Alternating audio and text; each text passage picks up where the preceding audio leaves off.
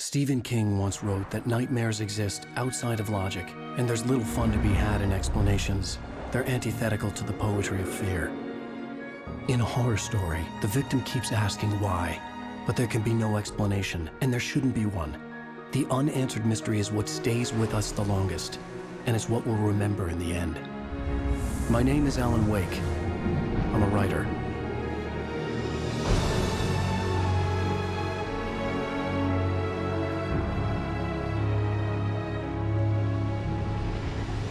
I've always had a vivid imagination, but this dream unsettled me. It was wild and dark and weird, even by my standards. So yes, it began with a dream. Following a typical nightmare pattern, I was late, desperately trying to reach my destination, a lighthouse. For some urgent reason, I couldn't remember.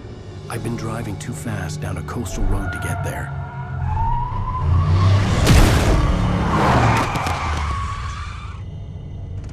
I'd seen the hitchhiker too late.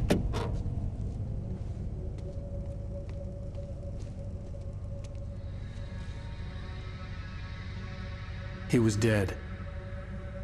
I was convinced they'd put me in jail and I would never see Alice again.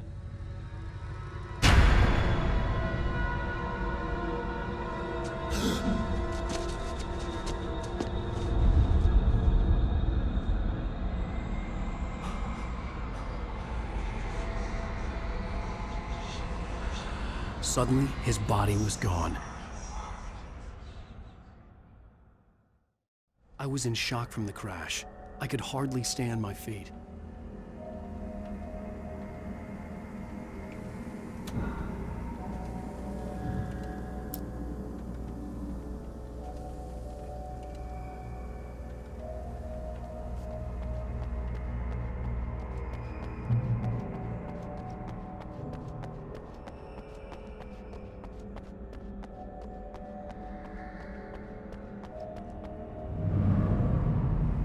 I had to go to the lighthouse. I knew there was something important waiting for me there.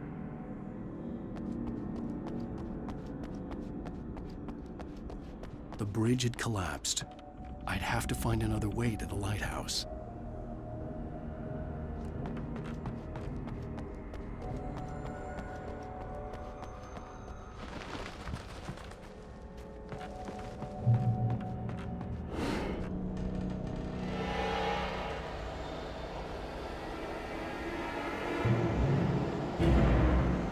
You don't even recognize me, do you, Ryder? You think you're God? You think you can just make up stuff? Play with people's lives and kill them when you think it adds to the drama? Hurry!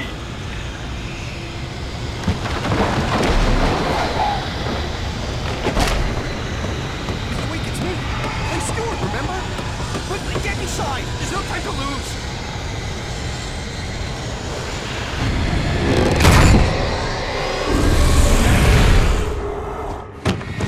Oh no! Stop! No! Damn it, die! No! No! No!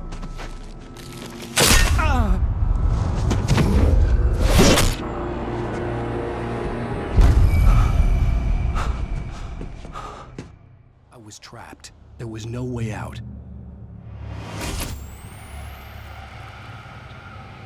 Die, die, die, die, die, die, die, die.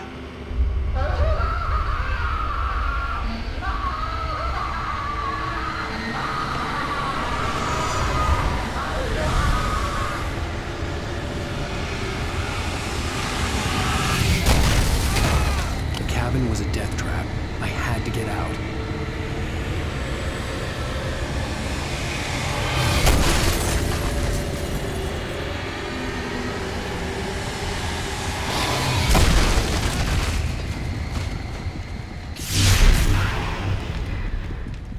Follow the light.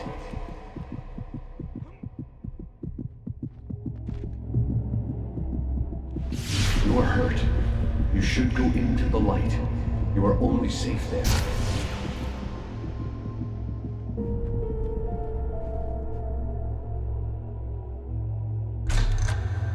Well done. I have something important to tell you. It goes like this. For he did not know that beyond the lake he called home lies a deeper, darker ocean green, where waves are both wilder and more serene. To its ports I've been. To its ports I've been. Do you understand? No. Follow my light.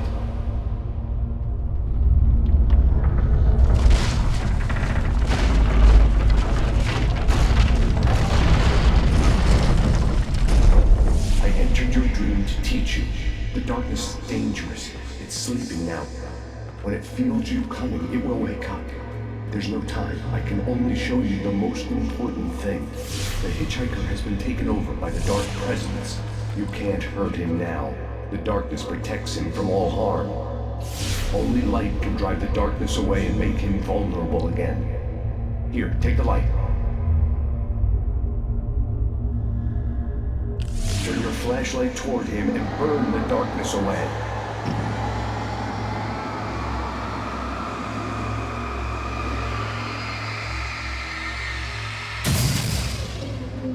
You did it. Now the darkness no longer protects him, but it's still inside, controlling him. He can't be saved. He's still a threat. He is still your enemy. Here, take the gun. Now you'll die.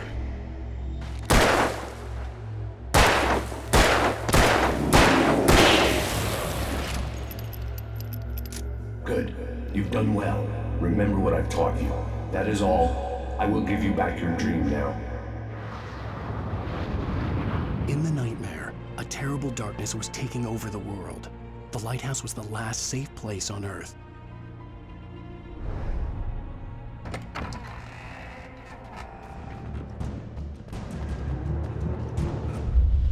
I can keep this up forever!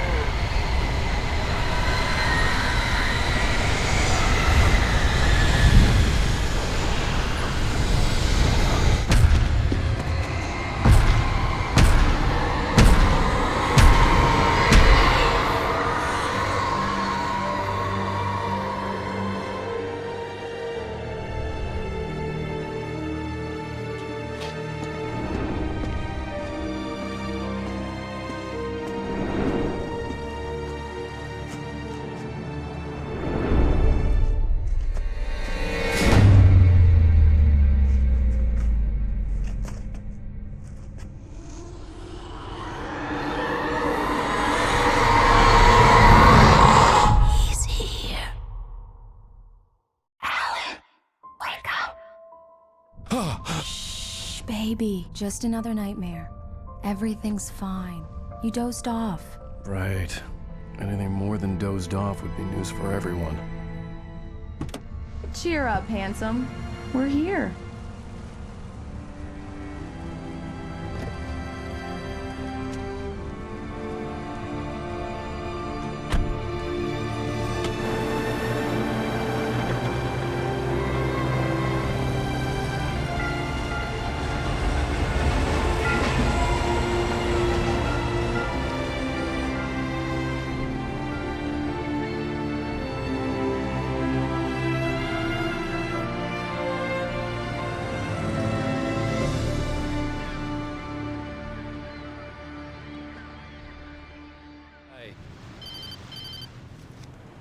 Yeah? Hey, bestseller. How's my favorite writer?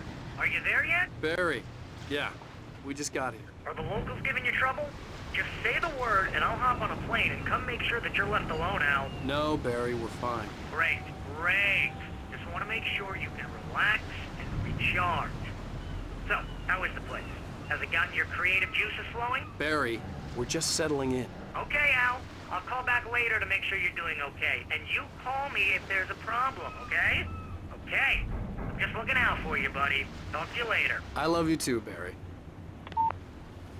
You know he's going to be calling you every 5 minutes. Barry is Barry. I can always turn off the phone. What did I tell you? Text message from Barry. He says hi to you too. We need to stop at the local diner to get the cabin key from the landlord, a Mr. Carl Stuckey. He's waiting for us. I'll go fill her up while you get the key. I'll pick you up here in, say, 15 minutes? Sure. Alan, thank you for coming here with me. I love you too. Go on. I'll promise to behave.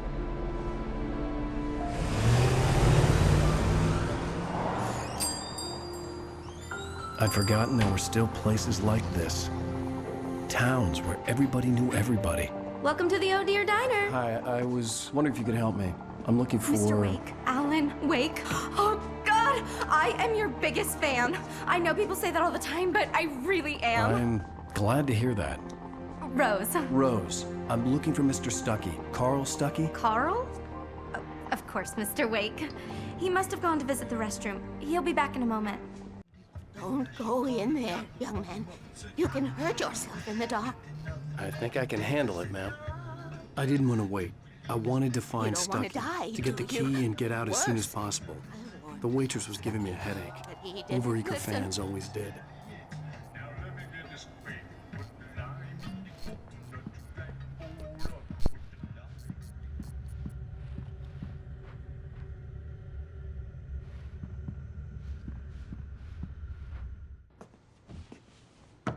Hello?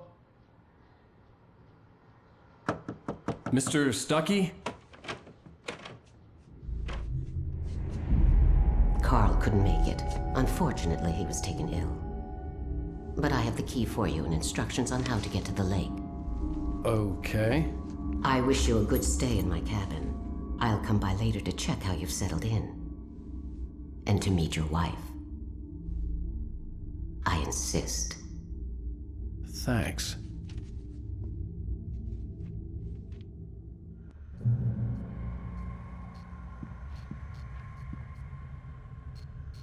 Cauldron Lake is a special place. Very inspiring.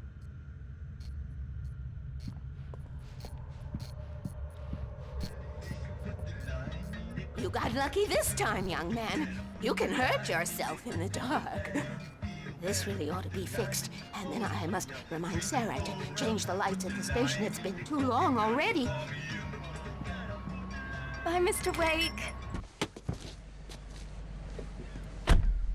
Mission accomplished. The key and the directions. My hero. I got some flashlights, just in case. Hey, wait! Mrs. Wake! Your keys!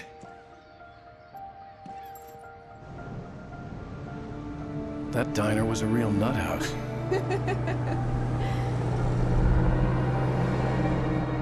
Can you believe this place? This would make a wonderful setting for a book. We're supposed to be on vacation, Alice. I'll figure it out when we get back home. Okay? Okay. We can talk about this later. Batman here on PBFF. I didn't want to talk about it. I wanted to bury my head in sand. Here's another one of my favorites to go with it. Once upon a time, I was a successful writer, but that was a long time ago. I hadn't been able to write a word in 2 years, not since my last book. And now the weather. It's gonna be a clear night, so you folks in the big city might want to look up every once in a while, see those stars winking down at you. It gets pretty dark out here, but they'll light your way.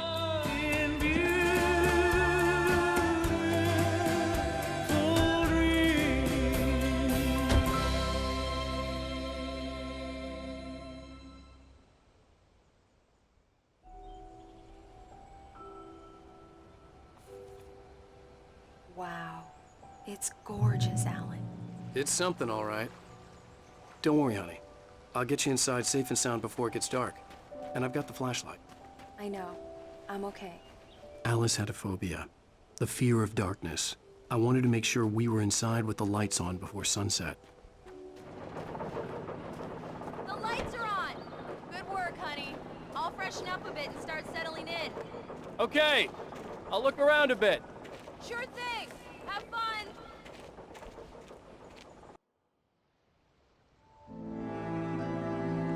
It was a beautiful place. I told myself I could rest here, sleep here, and forget about my work.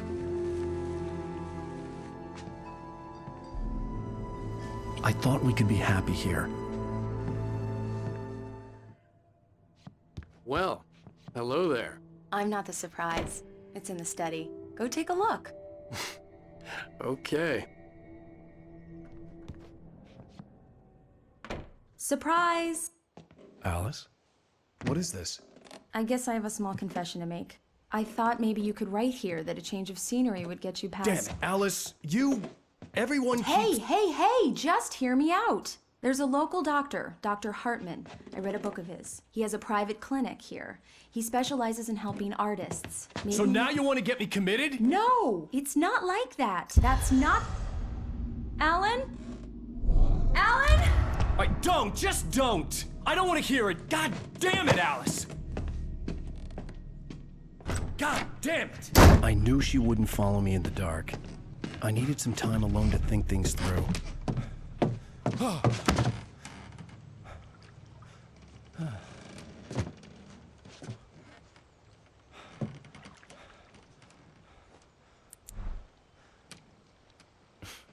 Damn it.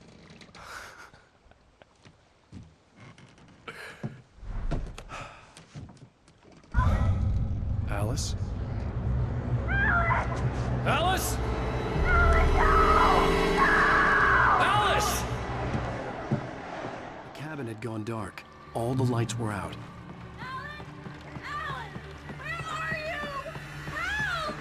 Alice, I'm coming! It's all right, I'm coming!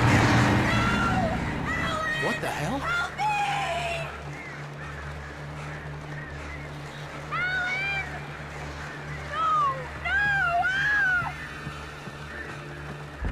Alice? Alice?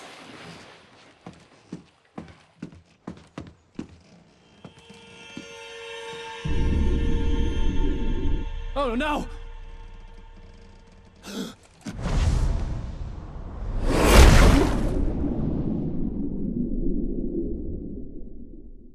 Keep going. Wake up. Alice?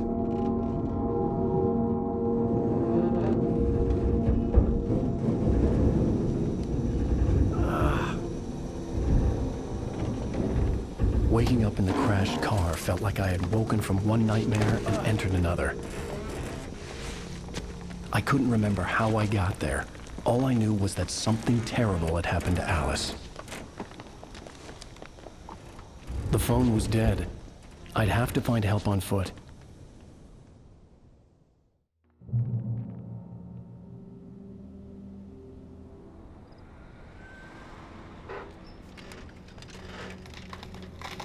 Among Alice's things was a book, The Creator's Dilemma, by a Dr. Emil Hartman. Seeing the book brought back my fight with Alice. I didn't like it, and I didn't like the guy's smug face on the cover either.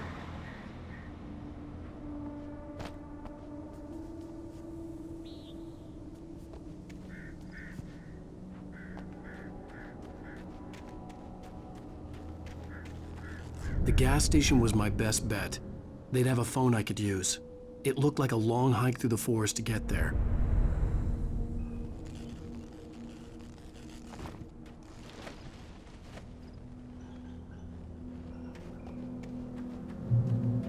Damn.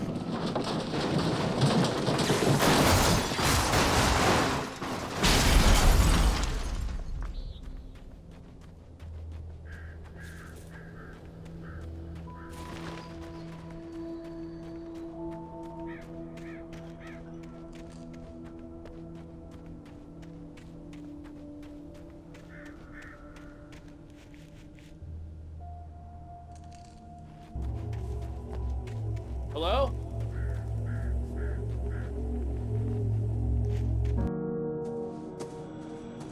Hello? Is someone there?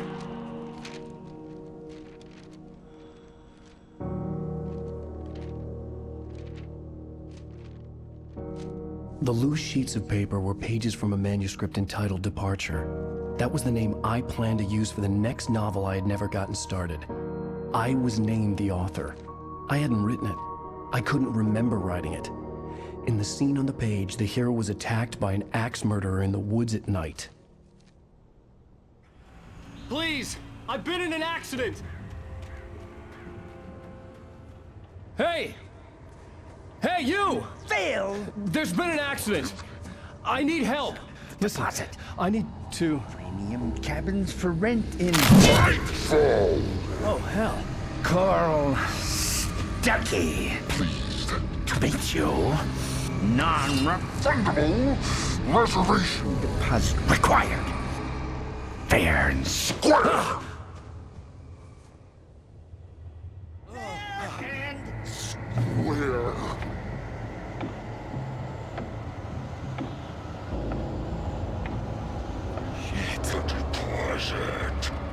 It's the late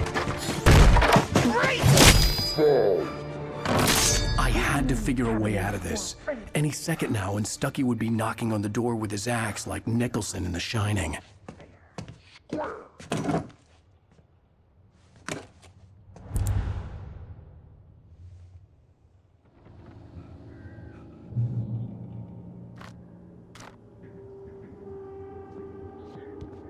During your trying walking, it's the latest thing. Yes. Great Falls Sheriff Station. Hello? One stone. This is bad.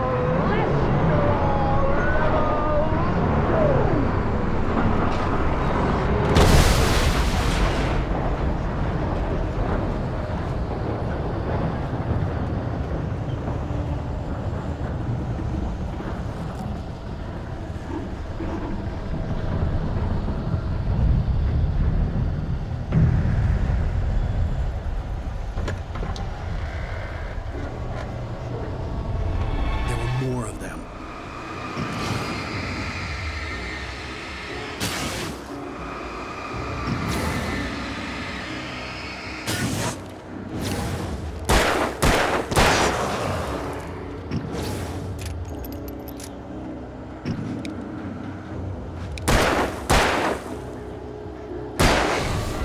My head pounded with a concussion.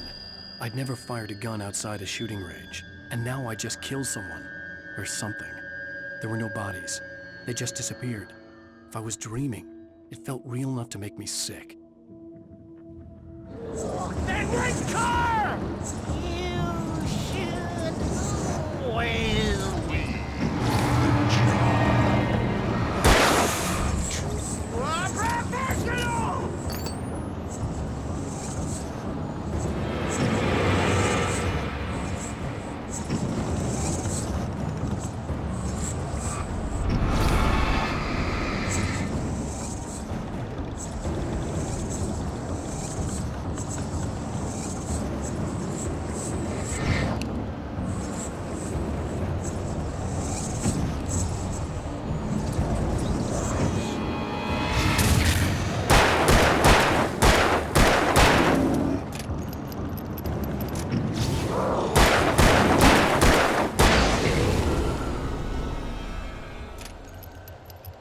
Stuckey's body vanished, leaving behind only a lifetime of nightmares to come, assuming I'd reached the lights at the gas station alive.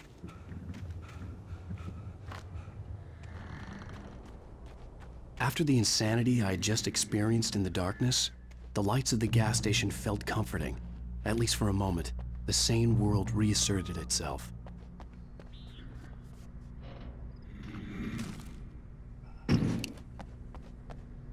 The Deer Fest had been 2 weeks away when we arrived. If the day count on the banner was right, I was missing a whole week between the night we got here and now. I'll write. I'll keep writing. Outside there's only darkness. Outside the cabin, outside the story, there's only darkness. I can feel her presence in the dark. Just now, I could smell her perfume in the room. I'll reach her, I'll fix it up. I'll bring her back. The story will come true. If I stop, she's lost. I don't believe this. It'd been me on the TV, talking crazy. Was I losing my mind?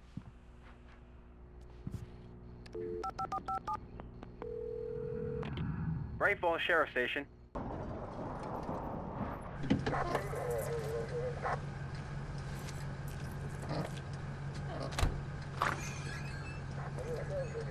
Oh, thank God, Sheriff.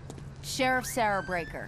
You are... I'm Alan Wake, but listen. I was in a car crash. My wife, Alice, she's missing. Calm down, Mr. Wake. We were staying in a cabin on the island, on Cauldron Lake. There's no island on Cauldron Lake. Not since the big eruption in the 70s. Please, I can take you there, okay? You look like you've taken a pretty bad knock to the head. Are you okay? Listen. We'll figure this out. Please get in the car. We'll swing by the lake and then we'll go to the station, okay? Mr. Wake, have you seen Stucky, the guy who owns this place? I realized I couldn't tell her what had happened in the forest. She wouldn't have believed me. And then she wouldn't have helped me with Alice.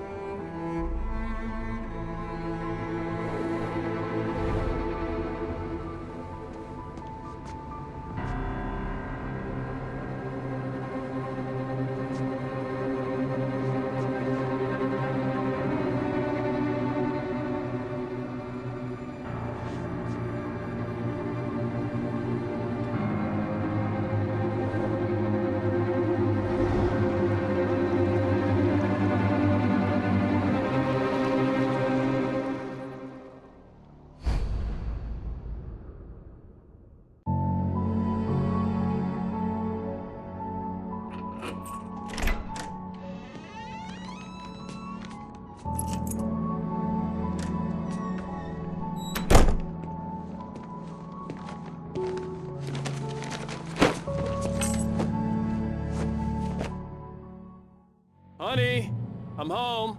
Back here, sweetie. How was it? Worst weather I've ever seen. You should put some coffee on. It'll warm you up. These look really good. Oh, sure, until Barry gets his hands on them. Which, by the way, will happen over my dead body. The last time was the last time. Oh, and speaking of Barry, he called. Alan! Alan, please check the fuse box. I'm right here. I'm on it, honey. Please hurry. Honey, it's a power outage. I've got the flashlight. Okay. Hi. You okay? I'm sorry. It just really spooked me. Don't worry. We'll just break out the candles. I know it's stupid, but it's just... especially when I'm not prepared for it, you know? It gets to me. I love you. Tell me a story, writer. Okay. I used to have these nightmares when I was a kid. The dark really spooked me, too. When it got really bad, my mom gave me this old light switch. She called it the clicker. The clicker, huh? Yeah. If I ever got scared of the dark, I could just flip the switch and a magic light would scare the monsters away. Oh, sure. Here it is. Alan. Maybe it'll help you, too. Yeah, nice story, writer boy. You made that up right now, didn't you? No. Seriously. I love you, even if you are a liar. Thanks for this.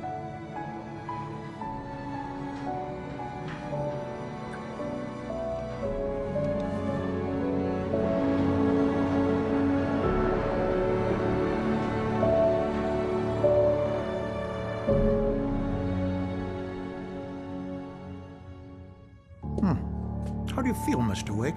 Any nausea, disorientation, anything like that? Mr. Wake, how are you feeling? I'm okay. My head's fine. I had to lie about my headache and memory loss. He'd send me to a hospital for tests. I couldn't leave without Alice. Very well. I don't think you have a concussion, but you've obviously been through quite a shock. You should take it easy for a couple of days. Thanks. Well then, Mr. Wake, we're done here. If the pain gets any worse or you experience any other symptoms, you should come see me. I'll let you get on with it then. Sarah, Sheriff Breaker, is waiting for you. She's very good at her job. I'm sure she can locate your wife in no time.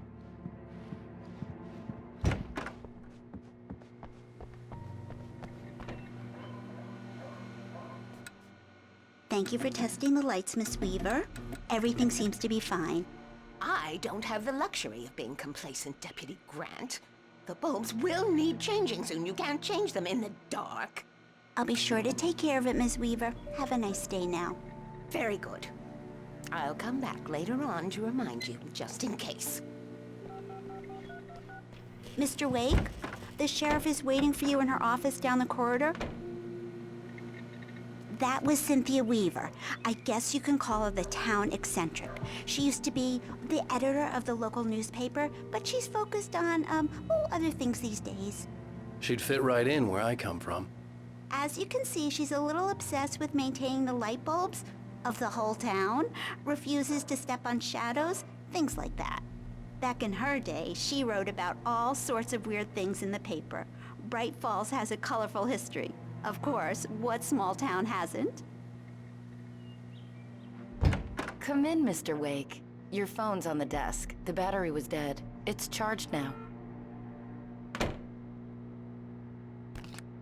Have you started looking for my wife yet? My men are already on it. Now, can you tell me what happened? I'm not sure. I can't remember. We were arguing. I walked out of the cabin. The cabin on Cauldron Lake? How did you end up at Stucky's gas station? I wanted to tell her what had happened last night, but I couldn't. She'd lock me up. Excuse me, I need to take this. Hello? Alan, please help me. Alice? Stop talking to the law. You'll do exactly what I say if you ever want to see your wife again. Who is this? Go to the back lot. There's a hole in the fence on the left. Look inside the junker. I left a little something there to convince you we're all on the same page here. After you ditch the cops, you're gonna meet me in Elderwood National Park. There's a spot called Mr. Lover's Wake, can I Peak. help you with anything? Midnight. Don't do nothing stupid, pal. We're watching you. I need to get some air. The sheriff said I could go out back. Of course, Mr. Wake. You can get there through the cell corridor. Just don't mind Walter in there. He's one of our regulars. I thought he quit drinking for good.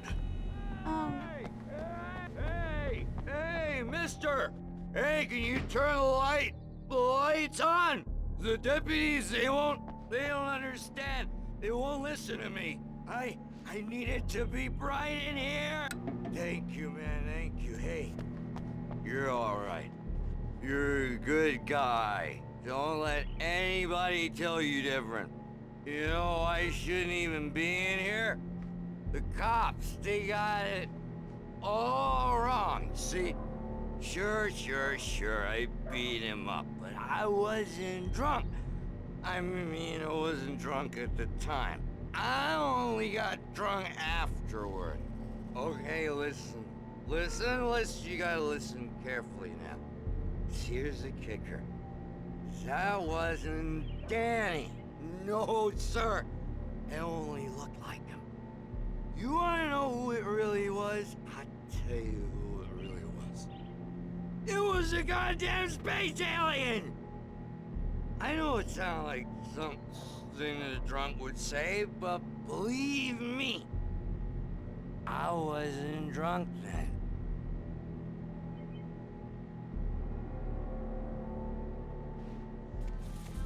Alice's driver's license had been placed on the front seat. The caller meant business. Barry? Ow, thank God! Where the hell have you been? I've been trying to reach you for a week, you and Alice.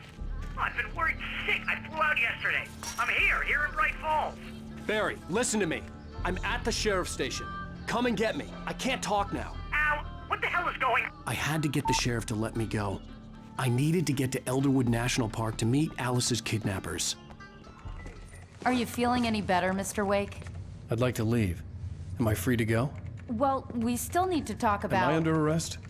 No, of course not. But I need to know where you'll be staying so I can get in touch with you. I'd avoid the motel. The Majestic is known for its roaches. The cabins at Elderwood are pretty nice, though. That sounds perfect. I'm Dr. Emil Hartman. I'd like to invite you to stay at Cauldron Lake Lodge. Did you talk to my wife? I had the pleasure of discussing your situation with her on several occasions. Did you set something up with her? I invited her here. My clinic is a place where... Oh! Hey! Oh, my! Take it easy. Hey, nobody move! Get your hands off of my client! Who are you? I'm Barry Wheeler, his agent. If you have business with Mr. Wake, you talk to me. You yokels won't know what hit you once I sick my lawyers on your asses. No harm done, Sarah. I'm all right. I don't want to press charges. Mr. Wake, my offer still stands. Get me out of here. What the hell was that about, Al? We don't need a replay of that thing with the paparazzi. I thought they were gonna lock you up. I had to talk to someone. I told Barry everything. He thought I was certifiable, but when he heard about the manuscript, I had him. The fact that I'd written something, even if I couldn't remember it, was enough for him. He smelled money. And he believed that Alice had been kidnapped. Anything beyond that was another story. I had a midnight appointment with the kidnapper in a place called Lover's Peak, somewhere in Elderwood National Park. The plan was to rent a cabin. I don't like it, Al. I don't like any of it. It's not good. In fact, it's the absolute opposite of good. Mr. Wake! Barry, you found him. Hi, Rose. Oh, wow. I was just thinking about you, too. Great. I was just bringing Rusty some coffee. He's on the balcony, looking after Max. Poor thing. I really need to go. Great to see you again, Mr. Wake. Later! Who's Max? What an airhead. Jeez, Mr. Takes a swing at everybody. This is not her fault. She's a very nice girl and, more importantly, a fan. I think this is the form you wanted. And here are the keys. Okay, you're all set, Mr. Wake. Glad to have you staying here. Thanks. Can you tell me how to get to Lover's Peak? Oh, sure. It's at the end of the nature trail. Just follow the paths, you'll get to it eventually. It's an easy walk. Nice spot, too.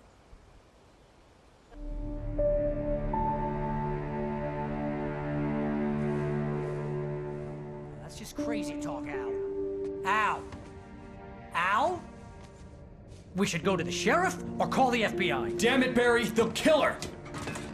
This is not a goddamn debate, Barry. I'm going to Lover's Peak. He said to come alone. Okay then. I understand. You're my best friend and I'm worried that you're not right in the head. Tell me what to do to help and I'll do it. You stay here, and if I'm not back by morning, call the cavalry.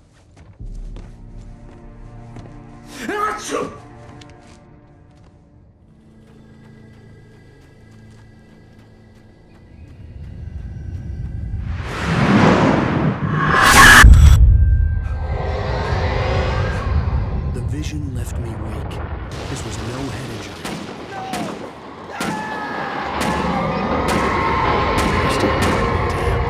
Rusty, hang on! I'm coming! Please, help me! Help me!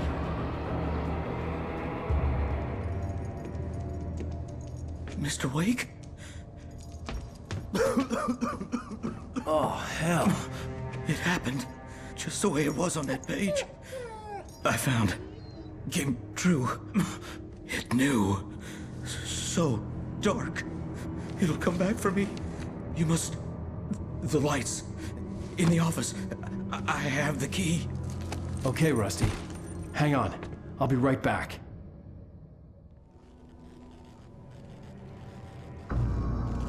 I was too late. Someone had destroyed the circuit breaker. There was no way to get the lights back on.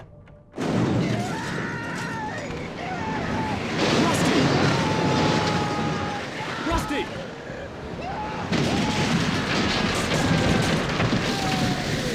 The ground was covered with oily patches that looked like liquid darkness. Something had torn a mammoth-sized hole in the wall.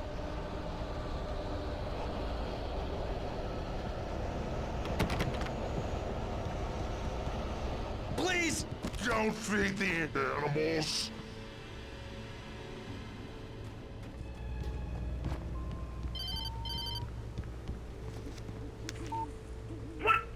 What the hell was that? I saw it from the window.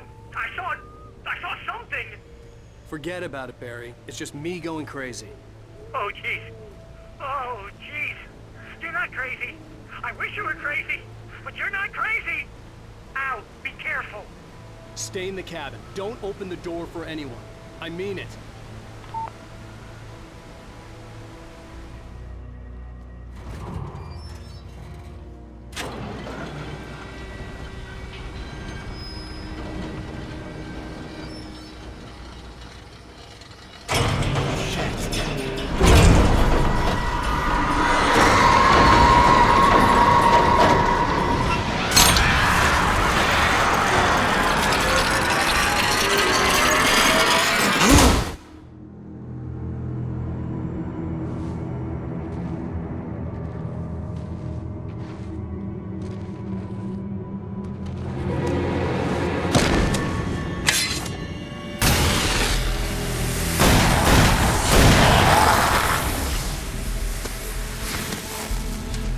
We gotta get moving. More of them coming. That flashlight's kid stuff. The flares won't keep the bastards away.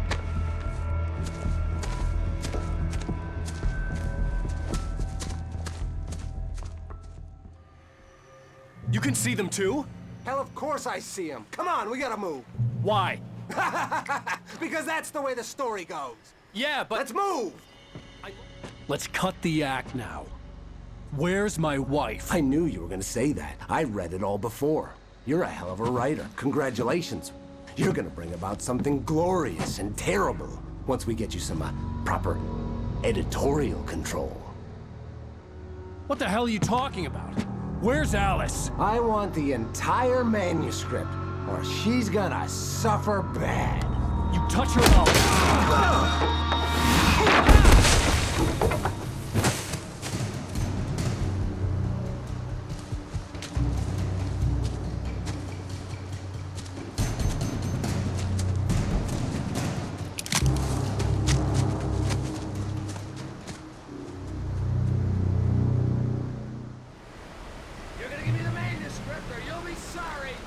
No!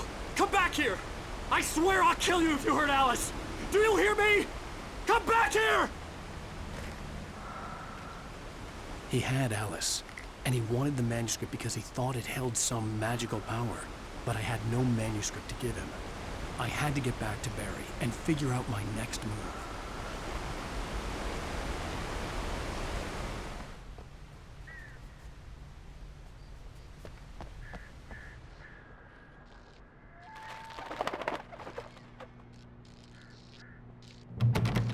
I had to find the key to the garage.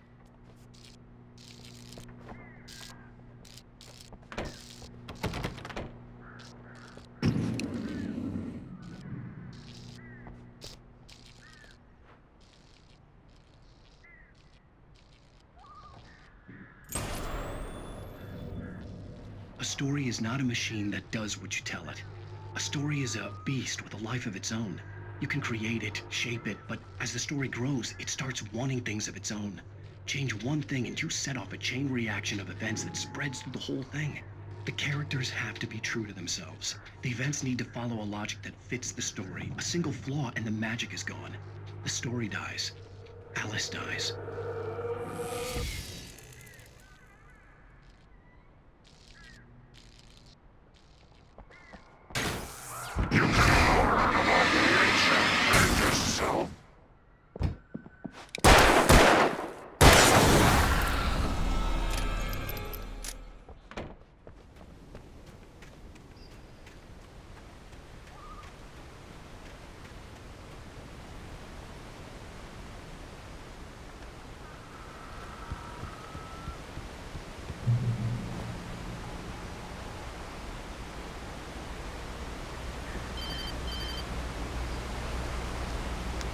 Barry?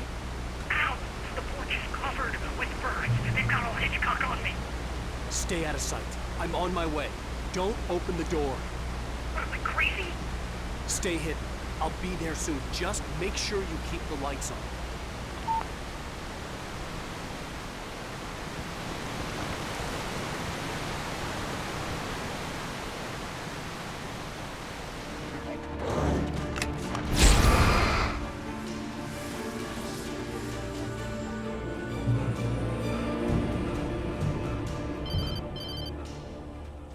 It was the Kidnapper. You son of a bitch! Where's my wife? Enough horseplay, Wake. You deliver the manuscript, and you can have your woman back. Simple as that. I don't... Listen. I'm gonna need time to finish it. I still need to write the ending. I need a week. It's not done? I need a week. 2 days. The old Bright Falls coal mine is nearby. You can find it easy, city boy. The main building, there at noon. You bring the manuscript, you'll get your wife. If not, well, get me? Yes, I get you.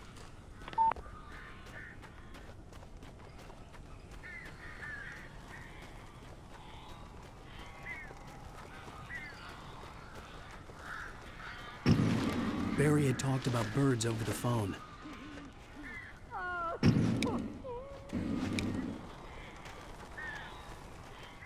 Hey, Al.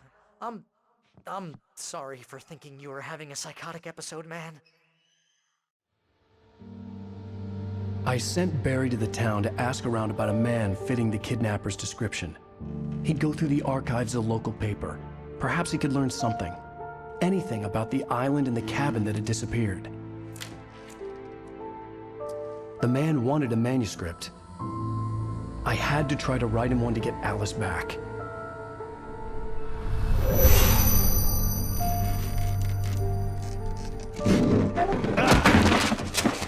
For me, the supernatural had always been nothing but a metaphor for the human psyche, a tool to use in writing fiction. Now, it was happening for real, and I couldn't put a single word on paper.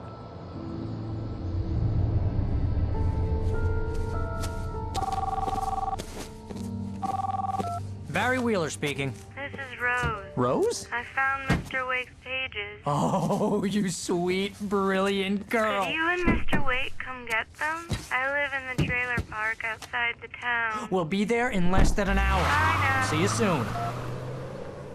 Have a great day. Hope you come back soon.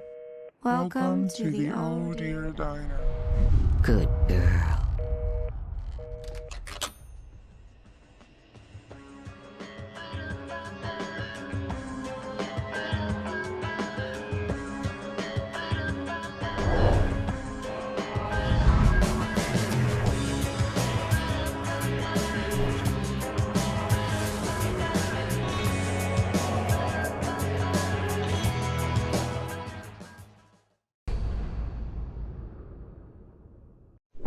How the hell did she get her hands on the manuscript anyway? I don't know. She's resourceful. I told you were too hard on her. Listen, I found out all sorts of interesting stuff while I was digging around. Yeah. Mr. Wake, it's Sheriff Breaker. We have an FBI agent here, Agent Nightingale. FBI? He's anxious to see you. You'd better come to the station. Okay, I'll be right over, Sheriff. Let's make this quick, huh? Help you folks? Name's Randolph. I'm the manager. We're looking for Rose. Works as a waitress down at the diner. Rose, sure. Nice girl. Who wants to know? I'm Alan Wake. The writer, huh? I heard on the radio you were visiting. Well, I'll show you her trailer. That Rose, she's a nice girl. Always pays her rent on time. As I was saying, Al, I found all sorts of weird stuff from the local newspaper's archives. This place is crazy. Disappearances, mysterious deaths, urban legends come true, and get this, most of this stuff takes place around Cauldron Lake. Well, you ain't wrong, mister. The Indians thought the lake was a doorway to the underworld. I'm the God-fearing type myself. I don't hold with that sort of thing. Yeah, okay. Anyway, there was an island there owned by a guy called Thomas Zane. Now, some of the articles I found about him make him out to be a famous writer, but I ran a bunch of searches, couldn't find a single thing he wrote. Zane was heavily into diving, so much so that the place came to be called Diver's Isle. But the volcano under the lake erupted in 1970, and Zane went down with the island. Yeah, how about that? It was there in the morning, as if it had fallen from the sky. But it would take a tornado to lift something like that. We're damn lucky it didn't crush any of the trailers.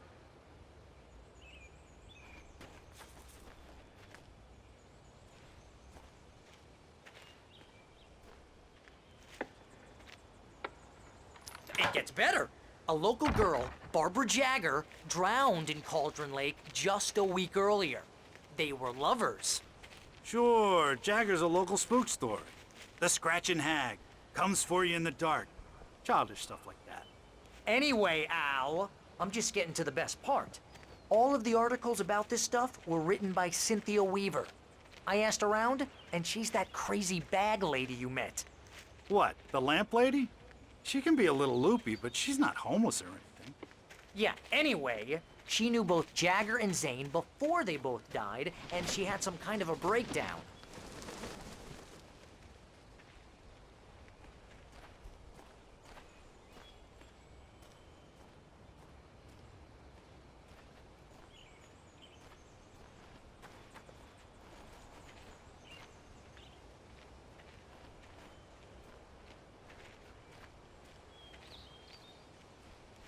Well, mister, this here's Rose's trailer. You mind me asking what you want with her? We're just here to talk to her, pal.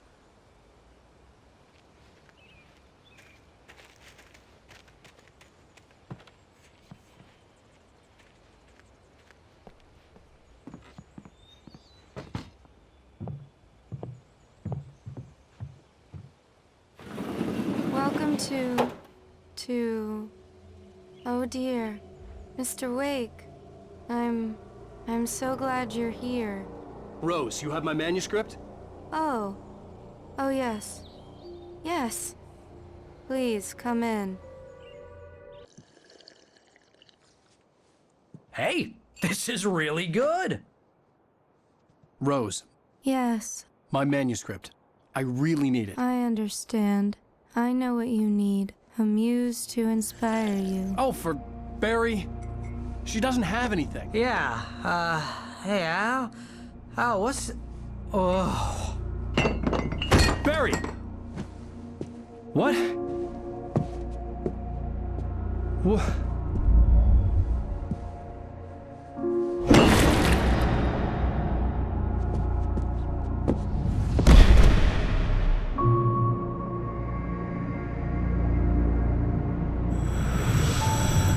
It's coming for you, hiding in my barber's skin. I'm too weak to stop it. You must turn the lights on. I promised I'd come visit you and your lovely wife. You must finish what you started. I insist. You must turn the lights on. Turn the light on. Back to work, boy.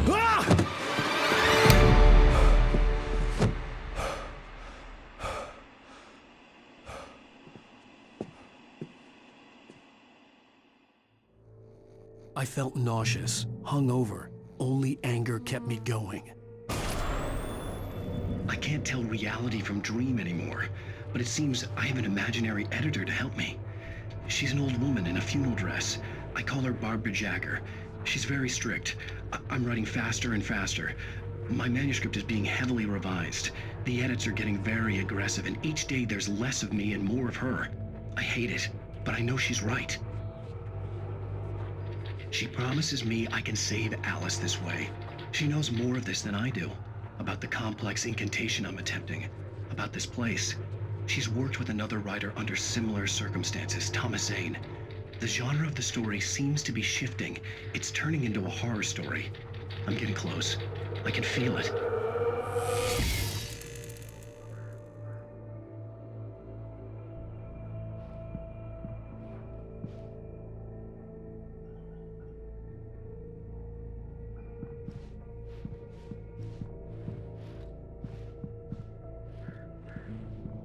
Rose took a day from me. I had less than 12 hours left to meet the kidnapper. All I could do was get Barry into the car, work something out once I got on the road. Welcome to the Oh Dear Diner. What can I get you today? Coffee? I couldn't work up much hate for Rose. Something had used her to get to me and left its mark. First refill is free. Milk and sugar on the counter there. Would you like to hear today's specials? Thank you. A nice day. Come back soon. Barry was out of it. He was way too heavy to carry. You're right. I deserve more money. I'm so handsome.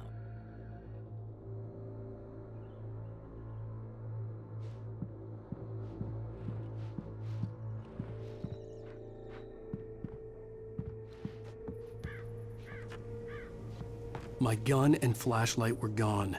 I'd have to find a way to get Barry into the car as quickly as possible. There was no time to waste.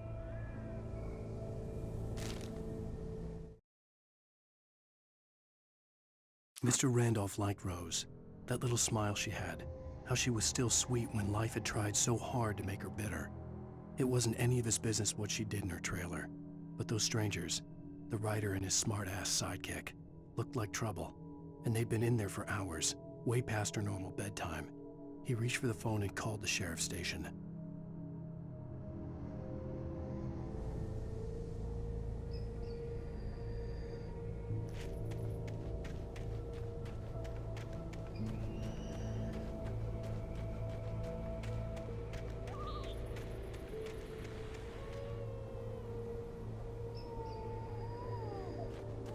Oh, you're gonna get it now.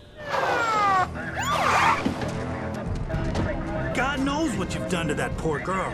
This is Agent Nightingale, FBI! Get him up, Hemingway! You're under arrest! You move a muscle, I'll unload right in your goddamn face! Stay right where you are, Slane!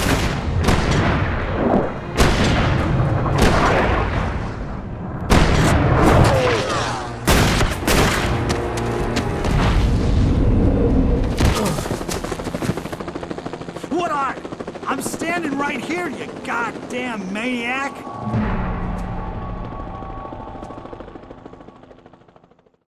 I hated to leave Barry behind, but there was no way I'd miss my appointment with the kidnapper. Give it up, Mr. Wake. Come on.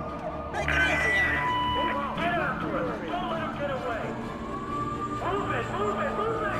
I'm having shots. You let him get away.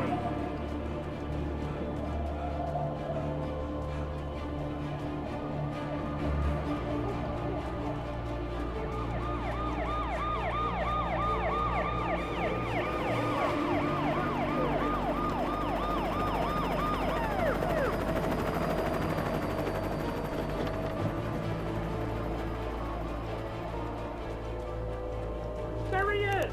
There he goes! Okay, men, keep your eyes peeled. He's gonna try to make it through here. Oh, damn. Go! Go! Stop! He's right here! Run!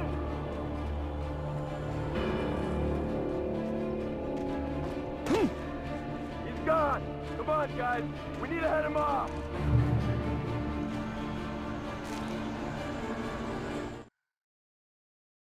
For decades, the darkness that wore Barbara Jagger's skin slept fitfully in the dark place that was its home and prison.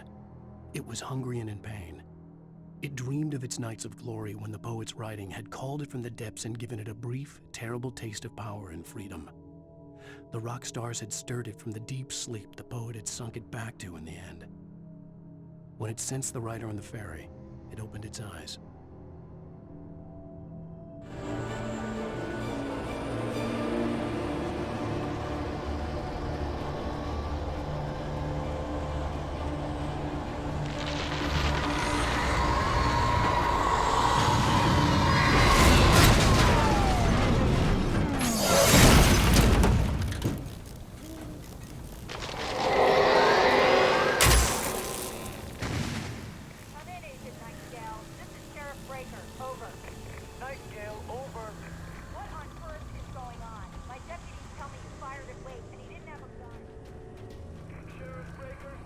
This horror was everywhere I went, circling me. The cops didn't stand a chance. They were after a writer, not a monster. Are you kidding? I mean, have you seen this guy? He wears a tweed jacket. Over. He's the guy we're chasing. If it's not him, who then? Bigfoot? Over. I don't know yet, but I'm not in the habit of jumping to conclusions. That tends to come back and bite you in the ass. Out.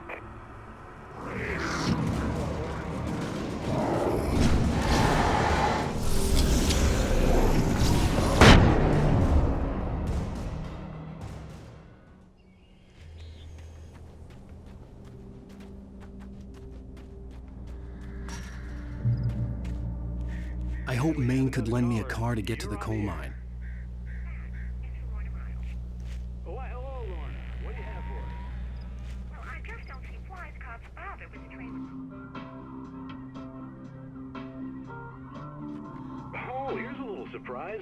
The famous writer Alan Wake just walked in. Folks, I'm going to see if I can talk him into an interview. Come on in, Mr. Wake. Oh, I'm so glad you could find the time to do this, Mr. Wake. Nowhere to run now, Dan Brown. You back away from me. Don't hurt her. Whoa. Everyone calm down. Put the gun down. We're all friends here, right? Cool your jets, Nightingale. We got him. What the hell's the matter with you? There's a civilian in there.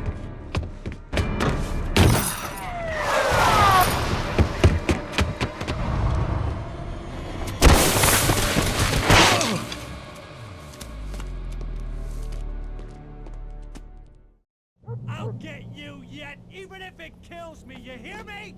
You hear me, H.P. Lovecraft? I had fallen off so many cliffs it was ridiculous. That's what you get for naming a book The Sudden Stop. It was probably good I hadn't had the chance to tell Maine where I was going. I'd have to lose the cops and find my own way to the mine.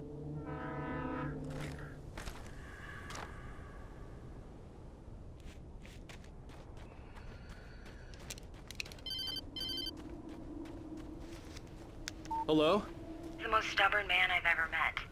Alice? Alice? Alan. I'm so afraid. Keeps me in the dark. Please help me. I look at you, Alan, and it's not you. Something else. Looking out from behind your eyes. Alice, I'm here. I'm so alone here. It's all gonna go to hell. You need to be careful. Cooperate. The connection had been terrible, but that wasn't the only thing that hadn't been right with the call. She sounded wrong somehow, but she had called me.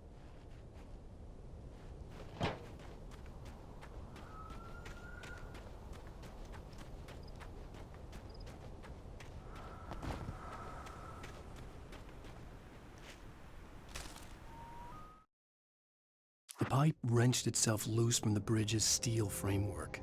Wrapped in darkness, it floated in midair, twitching. For a moment, I didn't understand what I was looking at. The heavy object lurched at me with impossible force. I threw myself out of the way, but just barely. When I turned my flashlight on it, it shook in a dark rage before it flew at me again.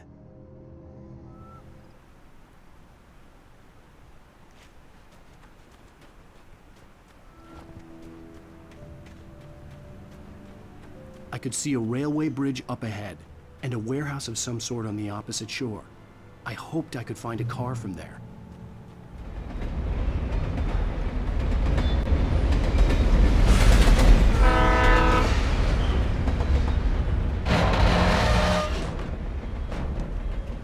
The darkness that was pursuing me was growing stronger, and it was taking over everything in its path.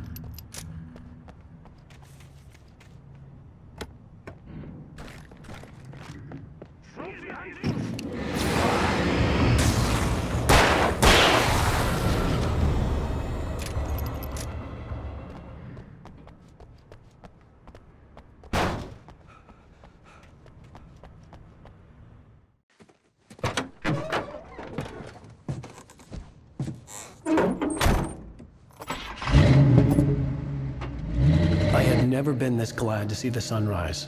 I had a couple of hours to get to the coal mine.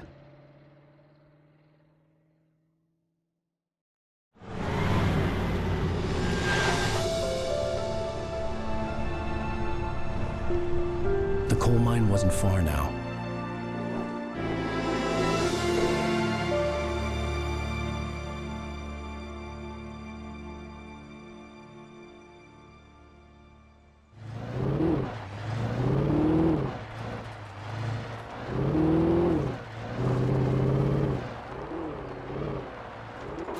I was early. I was supposed to meet the kidnapper at noon in the main building. The coal mine was quiet. It was a museum now.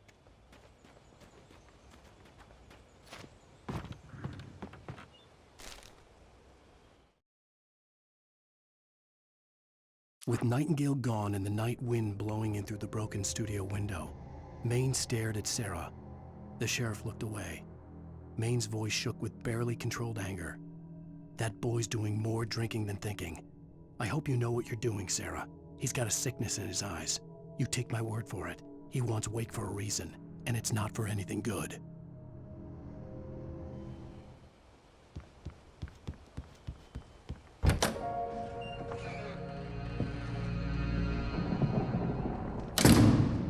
I didn't want to go outside.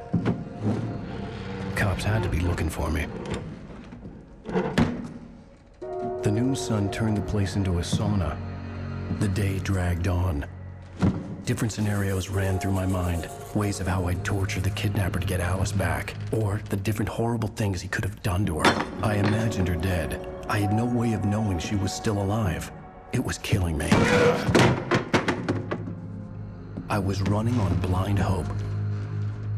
It was all a waste of time. The bastard never showed up.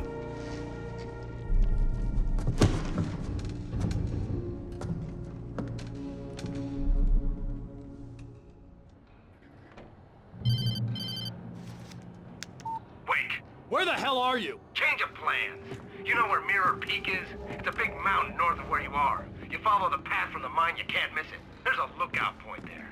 I'll be waiting. I'm through being jerked around by you. You want to see your wife alive? Because if you do, you better watch what you say to me. Do we understand each other? I want to talk to Alice. Yeah, and I want the manuscript. Don't keep me waiting, Wake. Hello? Hello? Ah! I'm gonna kill him! I had to get to Mirror Peak.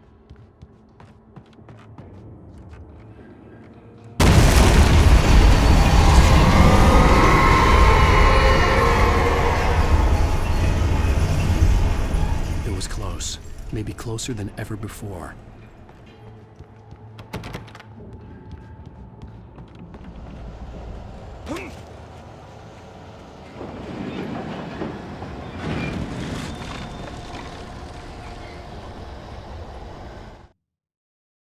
When Thomas Zane fell for Barbara Jagger, it happened fast. She was young, vibrant, and beautiful, full of life. He had never been a very happy man, and without any seeming effort, she had changed all that. Zane felt good for the first time in his life.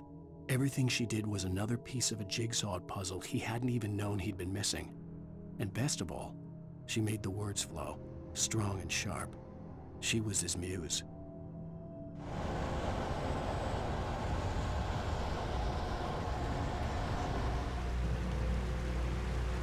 I had no real plan.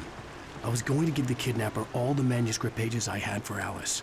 If that wasn't enough, I'd hold him at gunpoint and make him talk.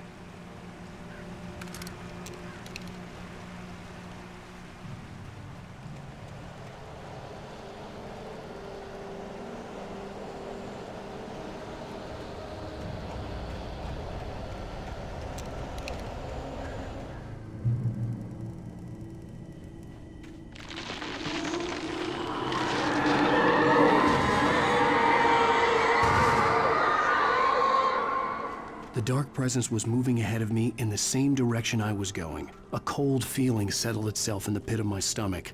Was it going for Alice?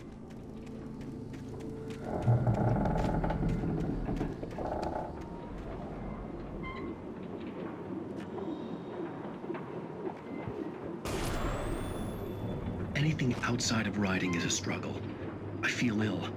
I managed to make my way downstairs. There's a shoebox filled with books and papers by Thomas Zane. It's very hard to focus, but I managed to read some of it. He's a poet, and a good one. He writes of muses and creators summoning fabulous things from a magic lake, using his powers to shape the world of a realm of gods and dreams and demons, dark things that wait for a chance to slip through, wearing the flesh of men as disguise. Zane writes about himself, his girlfriend being taken over by a dark presence, about growing scared of the lake. Zane believes it's a mirror to the gaping void of darkness above, where some Lovecraftian presence lurks. I crawl back upstairs. I'll borrow these things for my story. They ring true. They fit.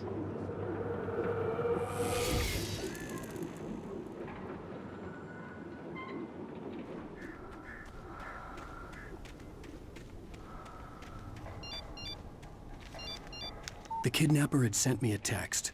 The message was full of spelling errors and insults. It was telling me to hurry up.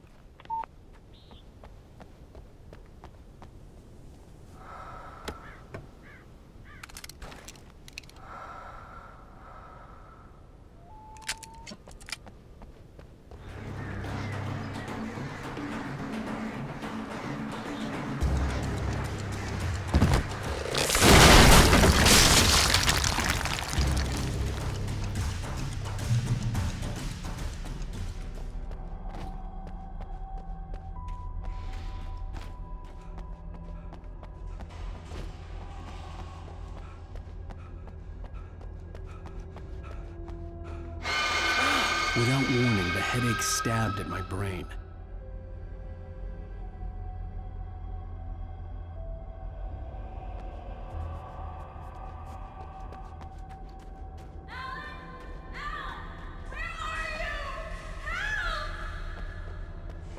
Alice? Alice!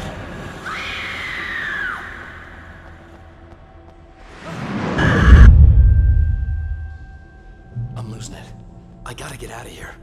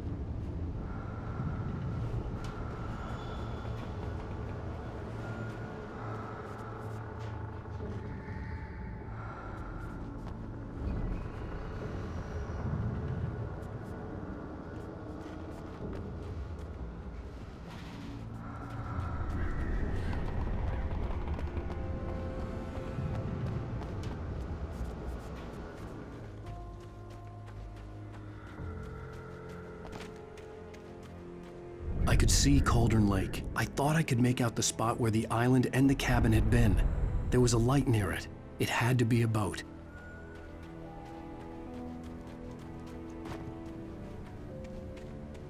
Wait! Are you? Wait! Hey, I'm here! I'm coming! No! Get away! Sorry. Please, lady. The boss didn't know who he was messing with. I didn't know. I swear, I didn't know. We don't have his wife. We don't know where she is. She's probably drowned. We just said we had her.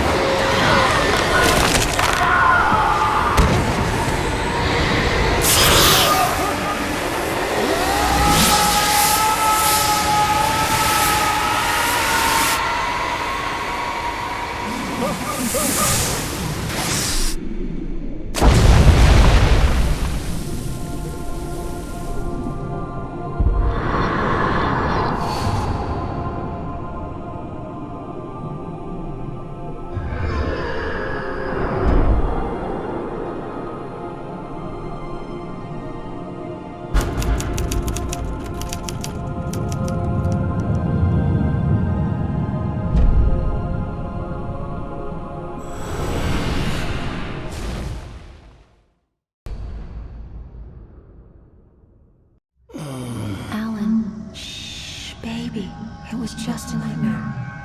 Alice. There you go, Alan. Hartman. I fell. I had to give you a sedative. Don't fight it. You went through another rough period. What?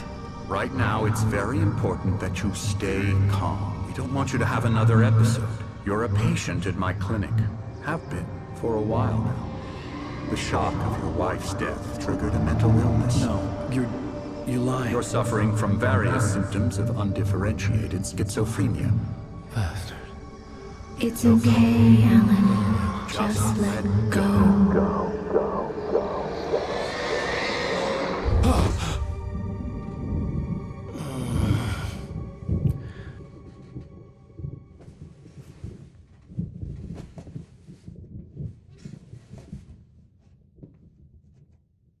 I felt groggy. Whatever Hartman had bumped in me was making me numb. I felt like this was happening to someone else. Someone I was watching on television. I couldn't think. Couldn't focus. There were only empty sheets of paper here. No manuscript pages.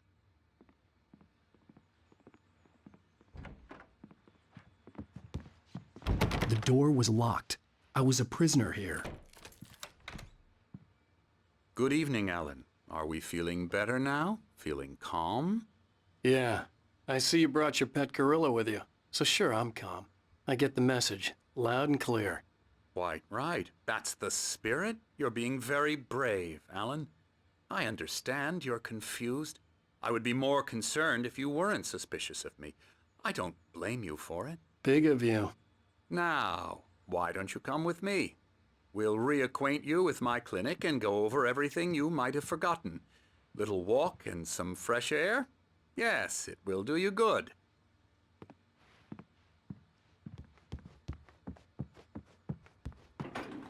Now, Alan, from past experience with you, I know I need to get right into the heart of the matter as quickly as I can after an episode. So I'm just going to say this. Alice is dead. No. You're in a very vulnerable state until you understand and accept this. Alice drowned, and you couldn't face that. You're suffering from hallucinations, paranoid delusions, unusual thinking, an obsession about light and darkness, a feeling that everything revolves around you, your thoughts and dreams. Your mind has constructed an elaborate fantasy scenario in which your writings are affecting reality. She has been kidnapped and supernatural forces of darkness are trying to stop you. We go this way, Alan. I wasn't ready for another shot, so I went along with it. He had to be lying. But under the influence of the drug he had given me, I had to fight not to believe his words. It's all in your head. You've been making it up. Apart from the tragic accident with your wife, no one has been killed. Your delusions are just a manifestation of your subconscious mind trying to protect you from the too painful truth. Unless we fight the fantasy, it will return. I know the instinct is to resist me, but think about it. Doesn't this make far more sense than the insane supernatural conspiracy you have concocted in your mind? You're a skeptic by nature, Alan. We both know this. Everything can be explained logically.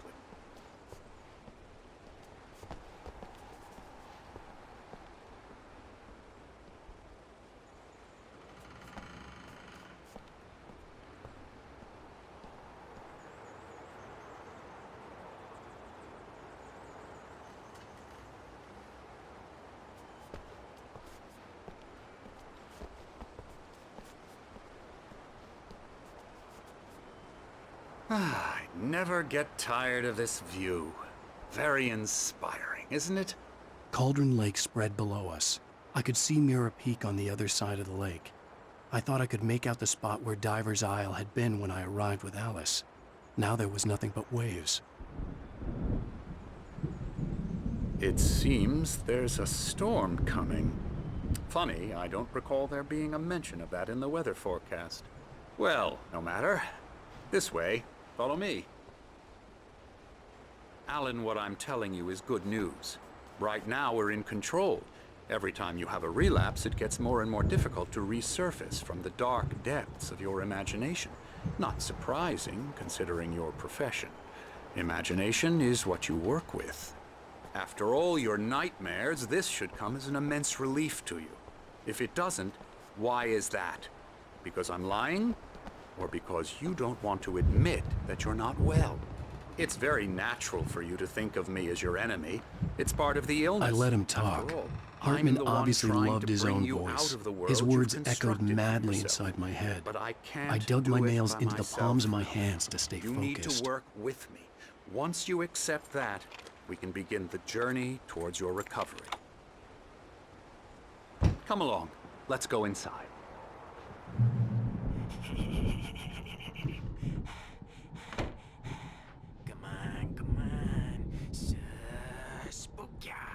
Here's the entrance to the office wing. That's for staff only.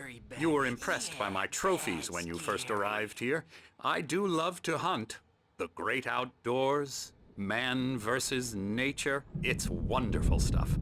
Pretty damn wonderful, yeah.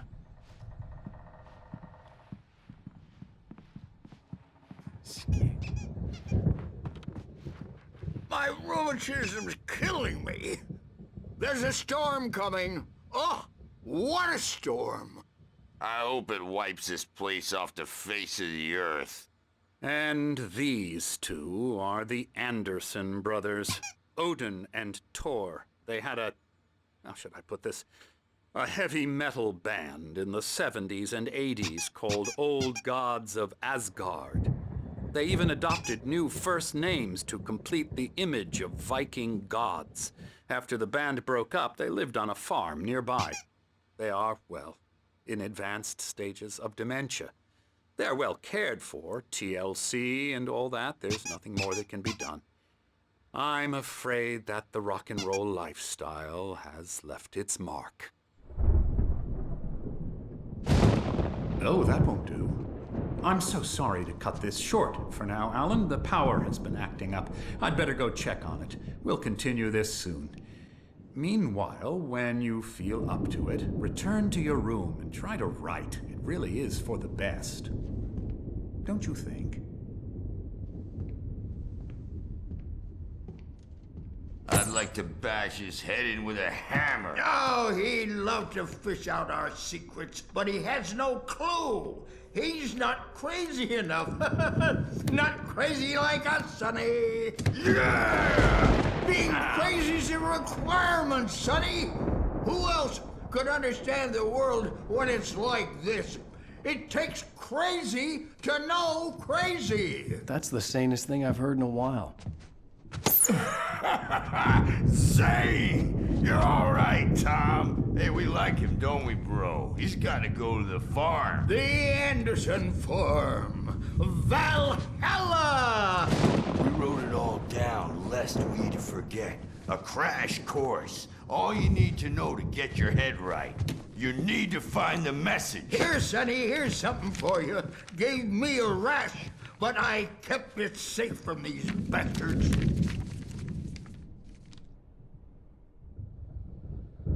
My head was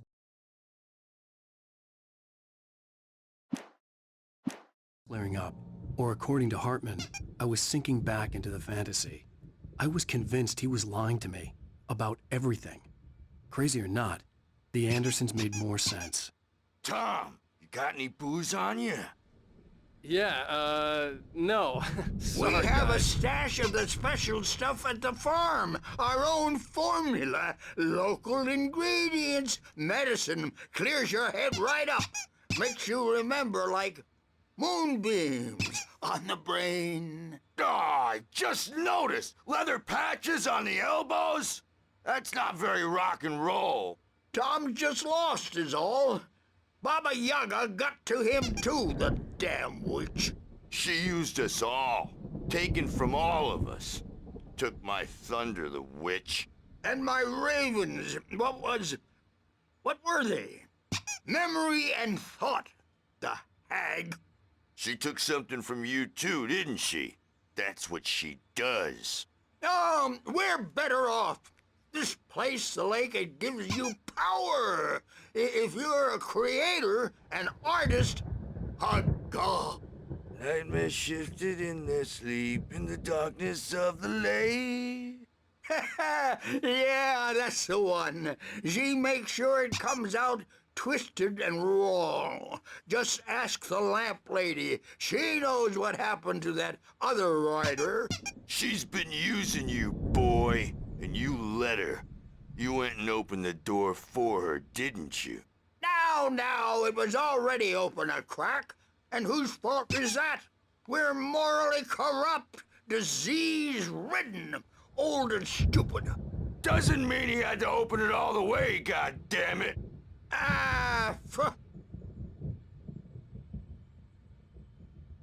So tired. Built the farm close to the lake, a place of power. We had parties there, man. You should go there and have a party. That Bob Balder threw the app through the window, hit that hippie chick in the back of the head. 15 stitches and a concussion. Bob's dead now. Leukemia. Stitches, snitches, and narcs, man. Bad scene. Zane could feel the poems, taking form, shaping things. As he experimented, he imagined he could almost feel the power surging through the keys of the typewriter. It exhilarated him. But there was fear, too. If not for his young assistant, Emil, he would have given it up. But Emil convinced him otherwise. He, too, had a way with words. I want to go home.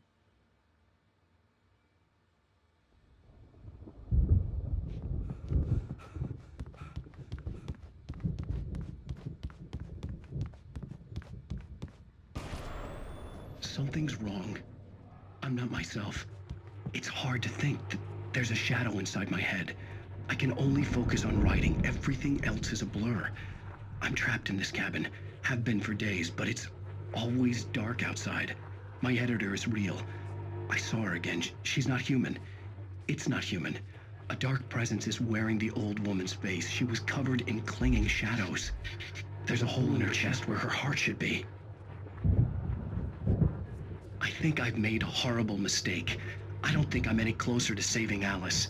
It's been lying to me, using me to get the story it wants, and the story will come true.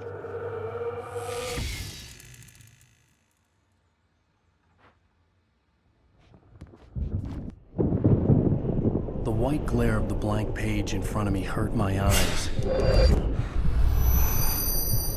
My hands began to shake uncontrollably. Everybody, calm down. Put that down. Bert, I need help. Hey, Wake, you stay here. I'm gonna go see what's up. You just keep doing what you're doing. Be cool, okay?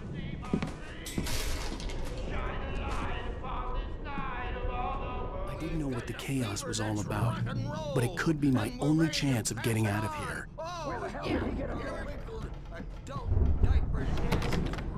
Since you're so tough, Bert. Let me out of here! Hartman, do you hear The me? photo on the wall caught my attention. In it, the clinic staff was standing outside the lodge. I knew the man next to Hartman. He was the kidnapper. Hartman had been playing me all along. I represent a celebrity. They'll be looking for me. Oh, that's how you want to play it? Is that how The markings on the tape said they were recordings Hartman had made at the sessions with his patients. I saw Alice's name on one of them. For a moment, I couldn't breathe right.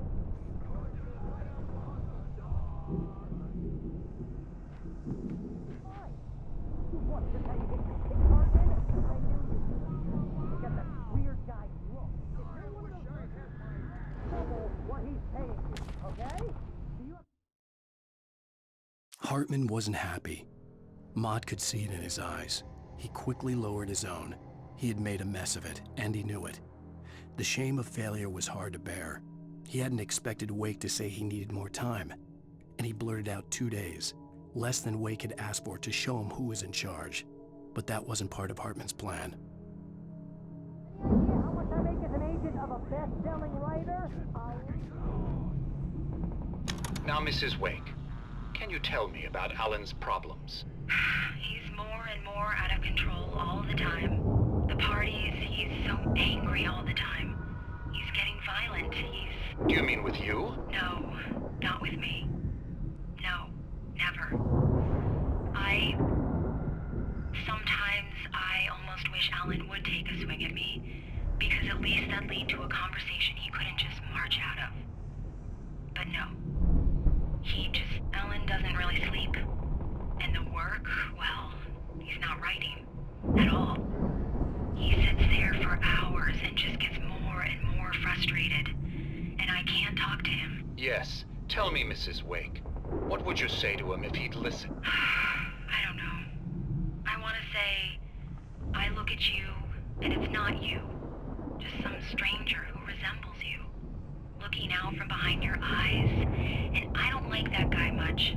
And now it's all gonna go to hell. But you don't ever say this. No.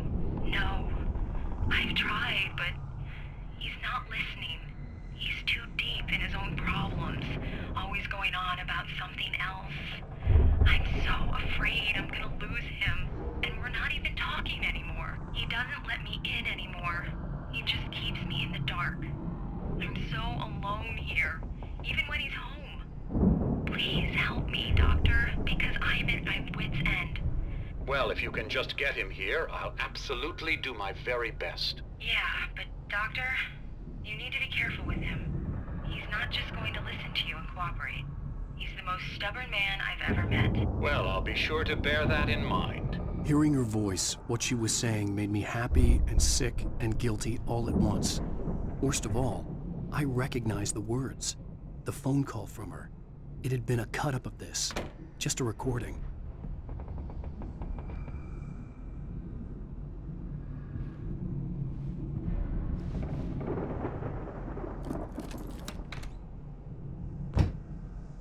Barry? Ow! About time! Barry, man, am I glad to see you. We need to get to Hartman's office. It's right next door. You okay? Yeah. I mean, no! The cops found me at Rose's trailer, but they didn't hassle me too much. I'm obviously a victim in this, and I demanded to be treated as such. Or else I'd sue their asses. Speaking of asses, that Fed gave me a real hard time, but I had no clue where you were. That guy's crazy, Al. But he let me go, and then I get a call from Hartman, that son of a bitch, who tells me you're here, and I should come pick you up, but when I got here, 2 goons clobbered me and stuck me in there. What's with the cutout? I stole it from the diner to piss off Rose after what she did to us. That'll teach her. Yeah, that's a harsh punishment. Come on, pal, we gotta get going.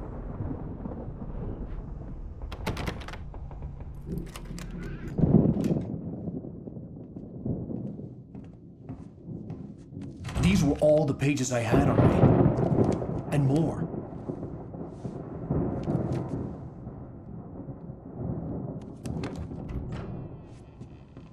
Alan, please. You're sliding back into the... Tell me one more lie and I'll shoot you in the face. Ah, well, it was worth a shot. Really, Wake, come on. Let's work together on this. You have no idea... Hartman, shut up! Barry, get out of here. I'll catch up with you. Get a car. Oh, Al, let's just... Go! Wake, listen to me. This is a mistake. Don't you see? Together we can create something absolutely wonderful. With your ability and mine.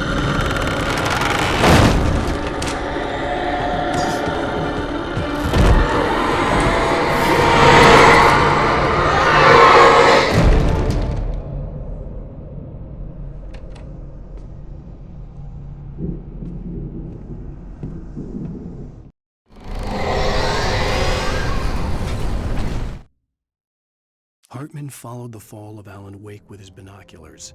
When the rider hit the water, he ordered Jack to take the boat to him. The spot was easy to see in the dark, even with all the extra lights in the boat. The flare floated and kept burning even in the water.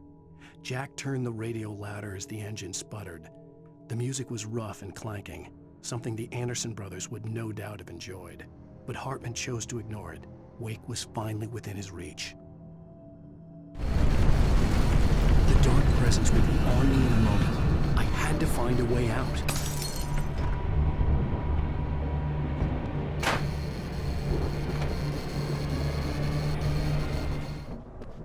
I found the car, but the gate's locked. You're gonna have to go through the hedge maze over there. Barry, I don't have a light. Take this, Al! Oh, God! Look at the house, Al! Look out!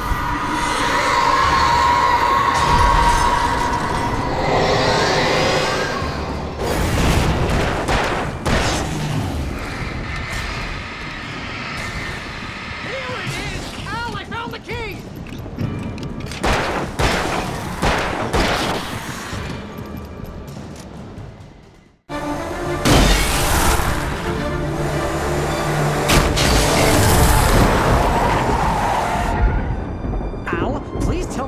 For the nearest, you're now leaving Bright Falls. Come back soon sign. We're going to the Anderson farm. I knew you were gonna say something like that. You know what? You owe me big time for this. When this is through, if we make it, I don't care what anybody says, I'm done with darkness. You're gonna buy me a tanning bed as a gift, and I'm gonna live in it.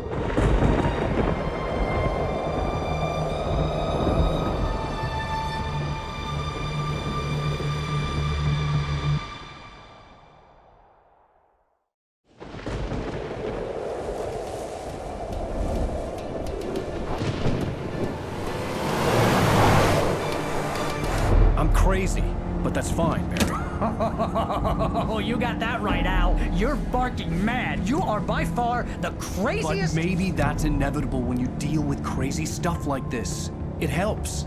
This is happening, Barry. Alice, they never had Alice. She's trapped in the darkness at the bottom of the lake, but she's not dead. Al, how can you know that? I know, Barry. I can... Al, No, listen. I can bring her back. I can find her. There's something special about this place. The lake, it does something to the works of art created here. It makes them come true. But there's a catch. The dark presence, whatever that thing is, twists it to its own ends. That's why all of this is happening. It's using my manuscript to take over everything. Al, I believe you. It happened to Thomas Zane before, it happened to the Andersons. I believe you. Crazy or not, you're not delusional. Weird shit's going down. That's a fact. I'm on board, man. I'm with you. The Andersons knew about it, but they were too far gone to tell me with all the drugs they were on. But they wrote it down. There's a message somewhere at their farm, Barry. You just need to find it. Look out!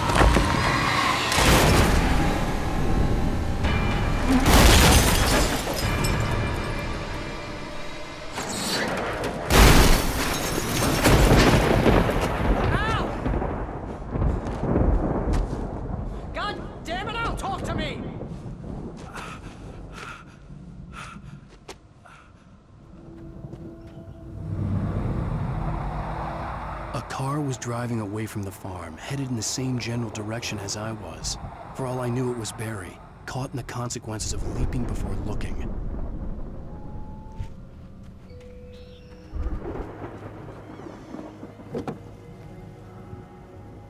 If Barry wasn't up here, he was probably in trouble down at the farm.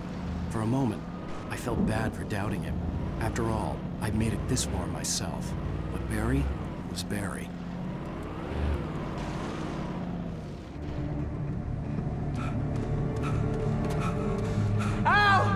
Run! Incoming! There's too many of them!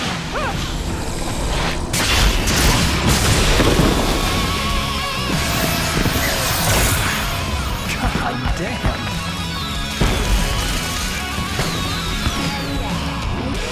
I'm so glad you decided to go it alone, Mr. Johnson. Shut up and shoot! Ow! We have to fight them off! I can set up!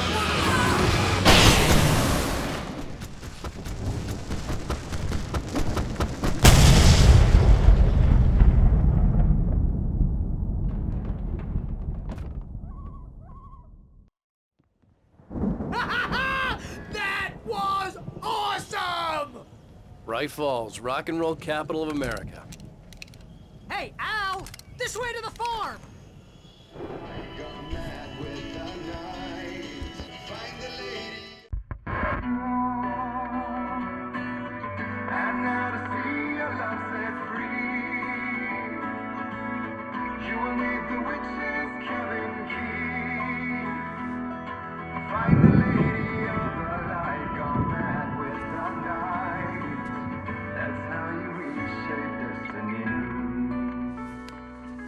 Okay. We need to find Cynthia Weaver. We'll stay here for the night and head back to town as soon as it gets light. Hey, Al. Lots of hours before dawn. Might as well get some rest. And by rest, I mean drunk. Come on, Barry, this is... Yeah, what the hell?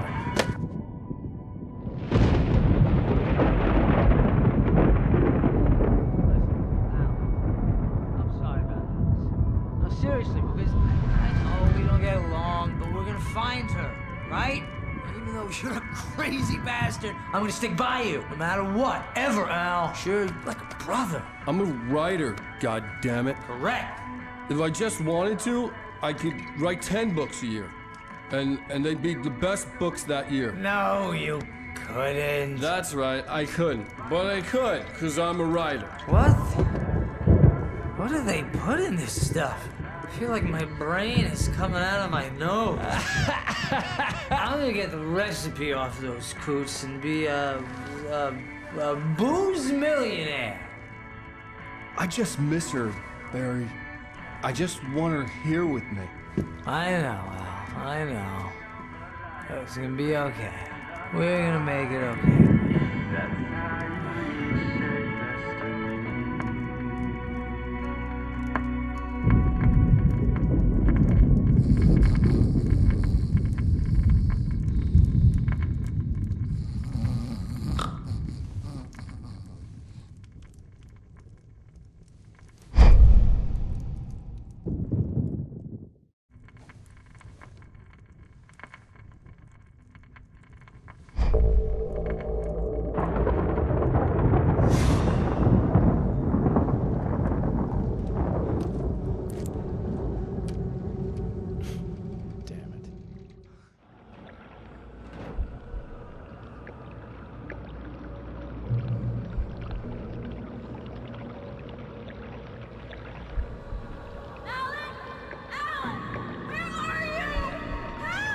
Alice, I'm coming. It's all right. I'm coming. It was a crazy, drunken dream, and yet it was more than that. It was the truth, a suppressed memory unearthed by the Andersons' moonshine. I was there, an out-of-body observer. This was the night Alice and I had arrived at Bright Falls, the night Alice had disappeared. I had a chance to find out what had happened. I remembered being surprised to see the cabin dark. Alice would have never turned the lights off.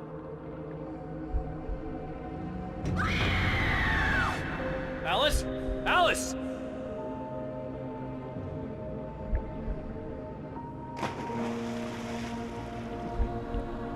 I remembered thinking I caught a glimpse of her form underwater, sinking into the darkness. Diving after her was the last vague memory I had of that night.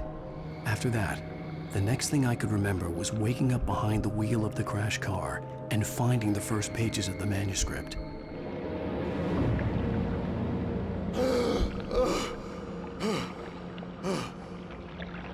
I couldn't find her in all that blackness. I must have thought she drowned.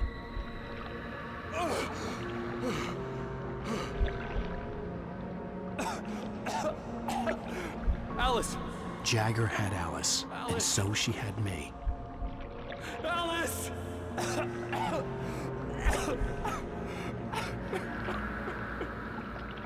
I'd been easy prey. Look at the cabin. Is there someone in the window? Alice? Maybe she didn't drown after all. Maybe she's inside. Alice! Yes. The dark presence had touched me. She had dug her nails into my brain and used me, made me her puppet.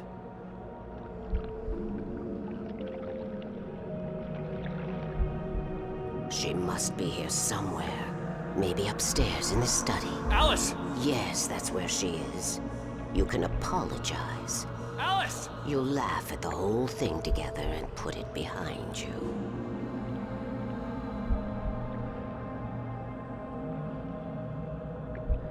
Alice? She's not here. You were foolish to think so. No, she's dead. She drowned. No, no, no! It's your fault your wife is dead. You are guilty. All she wanted was to help you right. You killed her. Ah! Oh, hush. There's still hope. Cauldron Lake is a special place. Here, you have the power to change things. She wanted you to write. I will tell you what to do.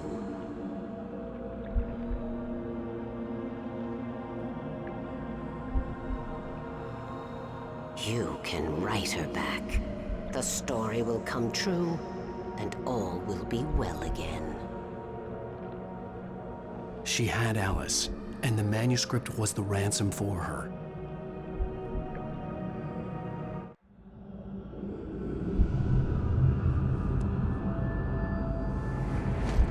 Yes. All right. I'll fix it. I'll bring her back.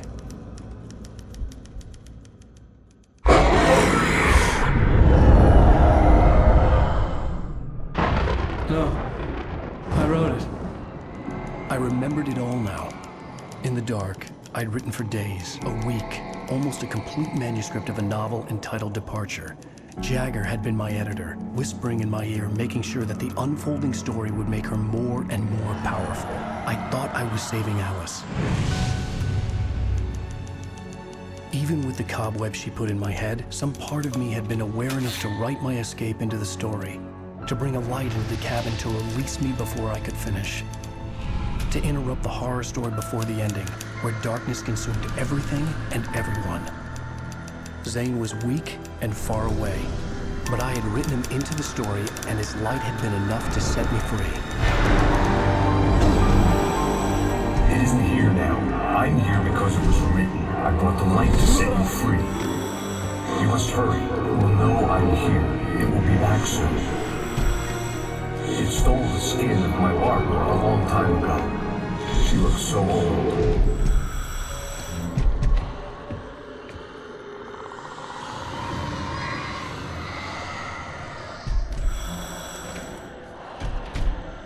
I had woken up, confused and groggy, my mind consumed by darkness and fear. All I could do was to escape.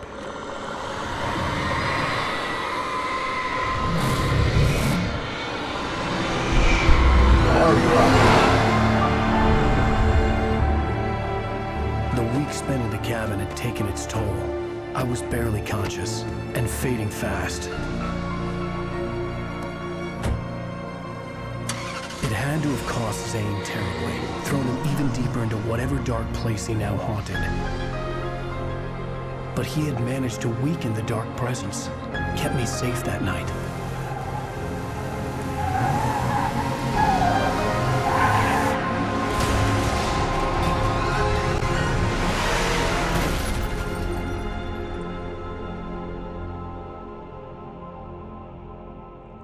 I wrote it. It's my fault. That's right, James Joyce. It's your fault, and you're gonna pay for it. Well, we're expecting a record crowd from the neighboring counties. Naturally, we hope to break the record set by last year's Moose Fest in our neighboring town, Watery. Ladies and gentlemen, some people have asked me, what's the big deal about Deer Fest? And I think that this sums it up. It's about friendship and community. We've got a great party coming up, but let's try to hold it in until tomorrow and get through the night in one piece, all right? I have it. Someone will come for it when the time is right. Thomas said so. He wrote it. The key is insurance. It's my job to keep it safe. Safe in the light. Always in the light.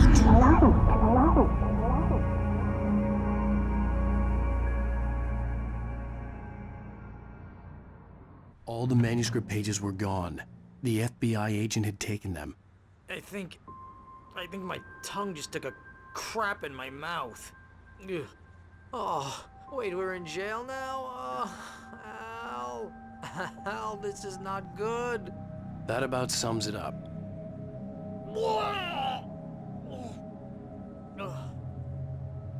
Oh, I am never drinking again. I need to talk to Weaver. She's the one in the song. The Lady of the Light. What, the crazy lady? Ugh, whatever you say, Al, but we're stuck here. They're not gonna... even interviewed Wake. I had some reading to do first, Sheriff, and let me tell you, it was an interesting read. Well, I've got you now, Raymond Chandler. It's all here. All the evidence, including conspiracy to murder a federal agent. There's no way you're walking out of here. You hear me in there, Bret Easton Ellis? Huh? Agent Nightingale, I want to talk to your superior. Well, we all want things, Sheriff. I wanted my... Look, that's not possible right now. Agent Nightingale, I insist.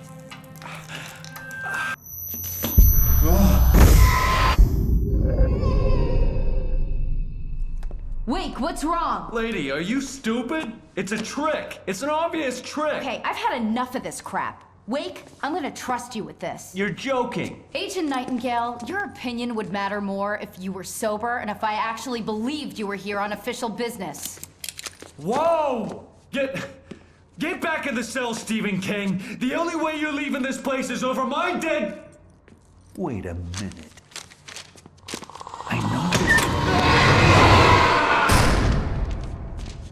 Oh my God! Light. We need light. It's the only way to fight this thing. In my office. I've got your things there. Follow me. Oh man, we're sitting ducks with the lights out. Stay cool. I can get the emergency power on.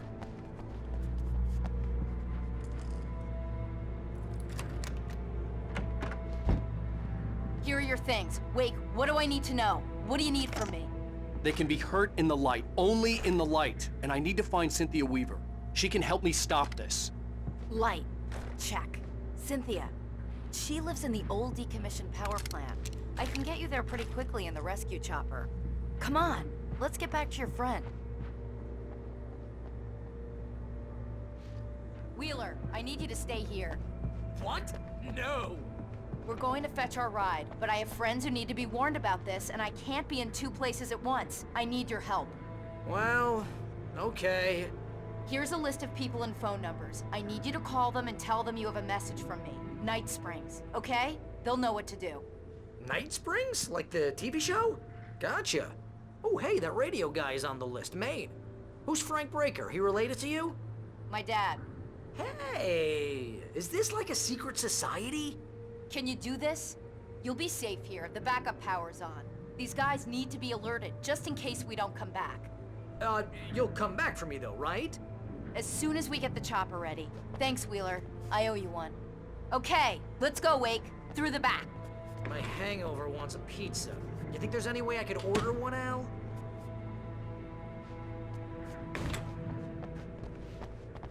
Hello, Mr. Breaker. This is Barry Wheeler. Yeah, I know it's a... Sheriff, Sarah asked me to... Oh, hell. Whatever took Nightingale must have broken the gate controls. We can't reach the gate's control box from here. We need to get to the other side over the rooftop. I'll go. I'll open the gate for you once I'm across. You stay here in the light and cover me, Sheriff, okay?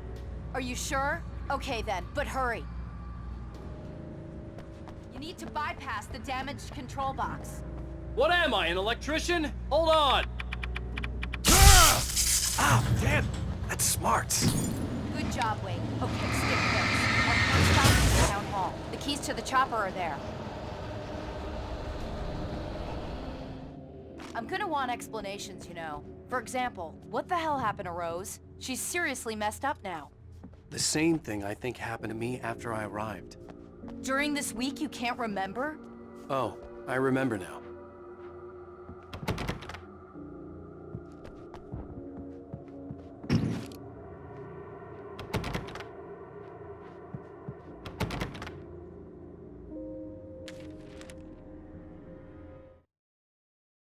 Barry was in his element.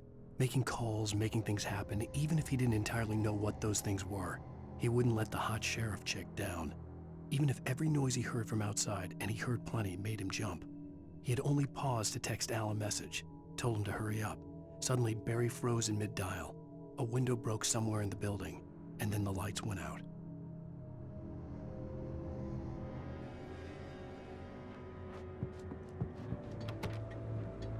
Okay, Sheriff, I got the keys.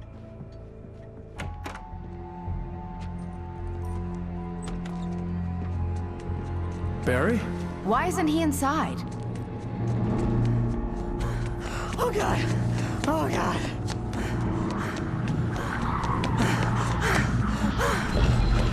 Barry! Look out! Barry, move!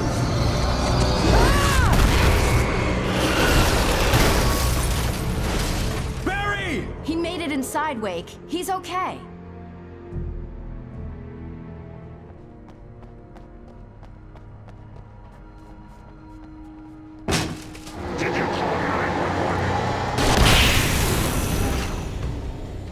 Guess that one saw the light, huh?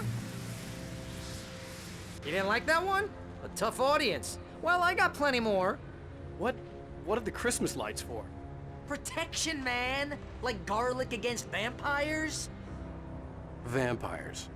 The helicopter's just across the parking lot and up the hill. Come on! Move on!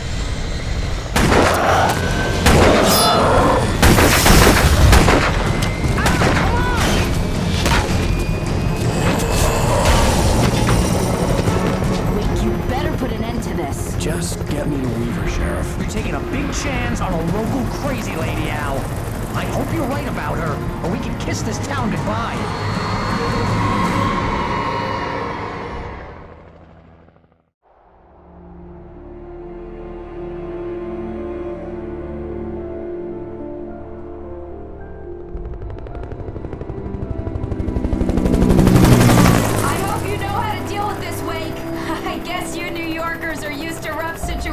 Like this. Right, the city's a war zone. King Kong, mutant alligators, and Alex Casey shoots the place up every weekend. Look, I never even carried a gun until a couple of days ago. Well, my dad used to be a cop there. Tells some pretty wild stories. Stuff like this? No, just normal bad stuff. Kinda like your books, Wake. I used to tease Dad that he was just like Alex Casey. You've read me. Oh, sure. You're a pretty good writer. A little heavy on the metaphors, maybe. Nobody's ever said that before. We're coming up on the power plant. See the lit building over there? And that's the dam further up the river. I can't land here. I'll take her down the road across the river. Just get me there, Sheriff.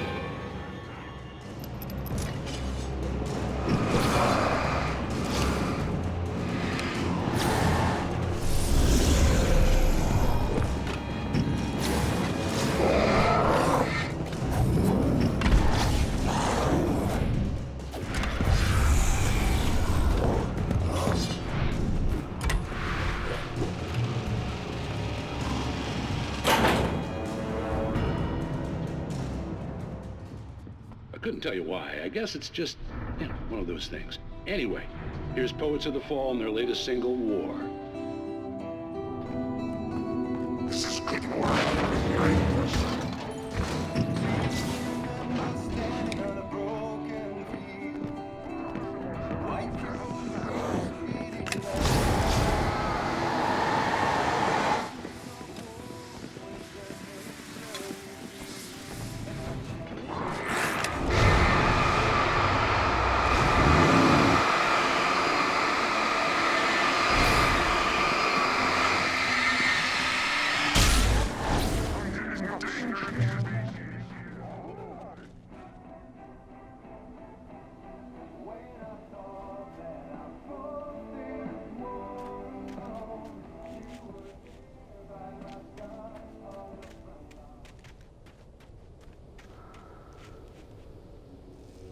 The power plant glowed in the night. It was close, but I had to find a way across.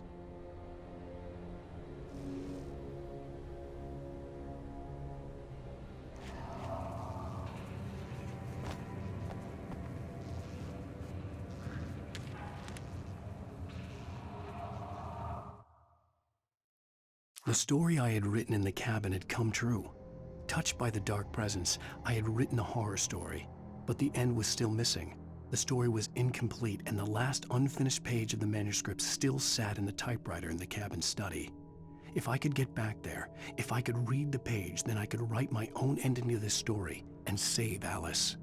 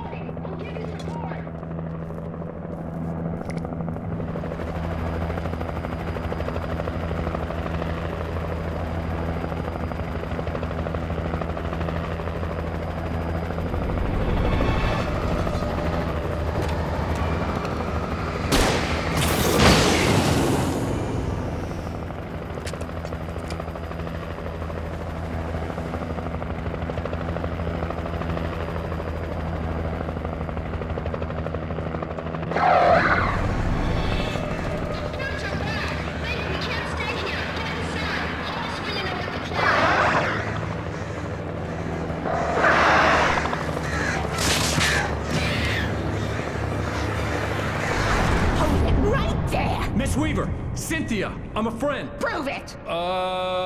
You knew Zane! Thomas Zane! You're the Lady of the Light in the song! You can help me! About time! Young man, I've been waiting a very long time for you. It's in the well-lit room. Excuse me? What you need to drive the darkness back. The well-lit room is at the dam. I built the room to keep it safe. Will it help me find Alice? Will it get me back to the cabin? Fine, let's go. I can get my friends to come back with the helicopter. Oh, we won't go outside. Never at night. That's rule number 1. You've been breaking the rules, young man, and where has that gotten us, No, I have a secret route, a lit route, an old water pipe. Something was damaged at the transformer yard. It's draining all the reserve power. Without it, the pipe will go dark. The power to the yard must be cut. Let me guess. You want me to do it? Young man, you're the one who likes to break the rules. I can't be outside in the dark. The kill switch is outside.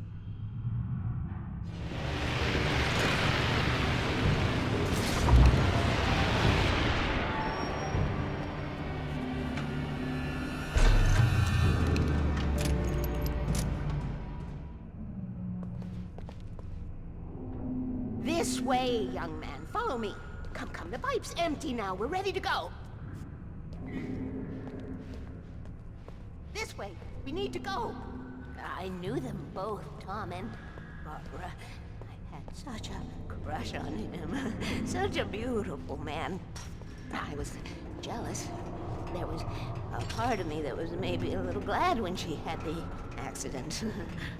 And then Tom started writing and woke the darkness up. He tried to bring her back, but you can't do that. There are no free rides like that. I'm starting to realize that.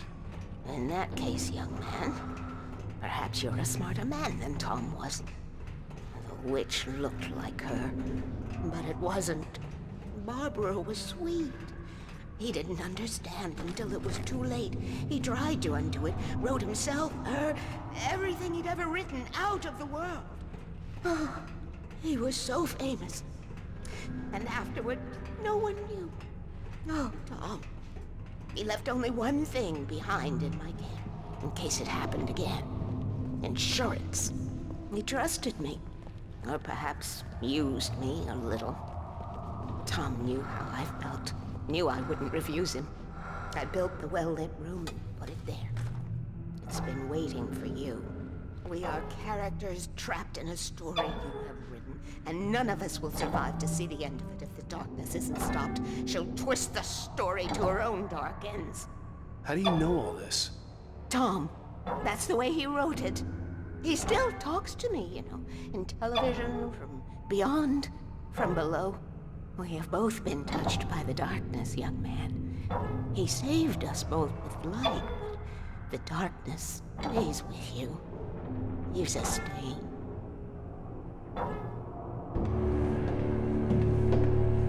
This pipe will take us directly to the well-lit room. Okay, I need to call my friends, tell them where we're going. Hello? Al! Barry, we're headed to the dam in one of the pipes. Meet us there. Okay, I'll tell Sarah. It's Sarah now? Whoa! No! For the sweet love of... Barry! Barry! We gotta go see if they're okay. They're probably dead. You must reach the well-lit room. This is no time to be a selfish idiot. That's my best friend!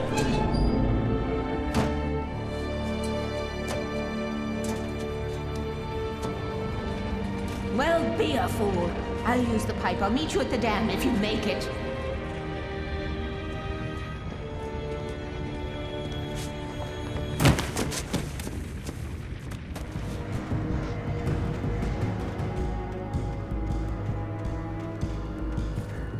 Barry! Sheriff Breaker! Sarah! The crash site looked bad, but as far as I could tell, the wreck was empty.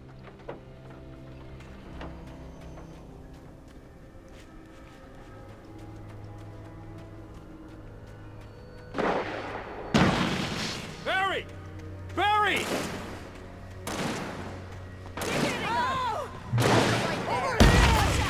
Hang in there, I'm coming! Go!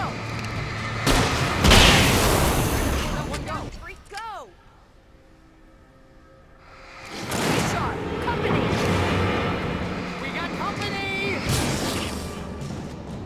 Far enough!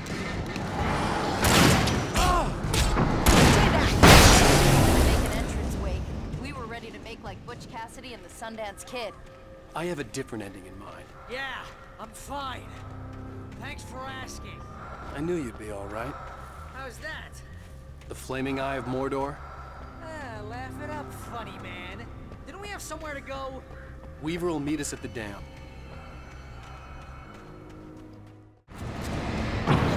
Right there! The button! Get this...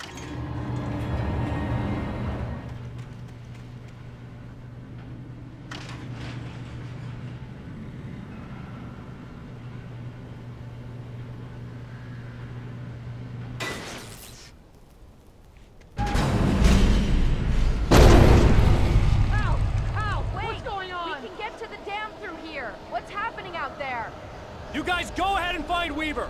She should be in the dam now. I'll have to make it alone through the top. Okay, wait. Good luck. Don't get yourself killed. Ow! Please, be careful. I'll take good care of Barry, Wade. You just look after yourself.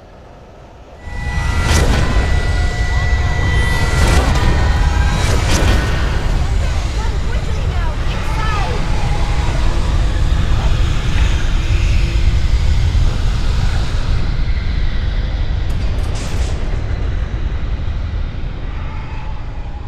You made it. Well done. I'm glad I was wrong. But it was a foolish chance to take. Don't worry about the noise. We're safe here. I have looked after the well-lit room for many, many years now. There is no shadow in the well-lit room. The power is fail-safe, and all the bulbs are numbered and changed regularly based on their make and model. Right.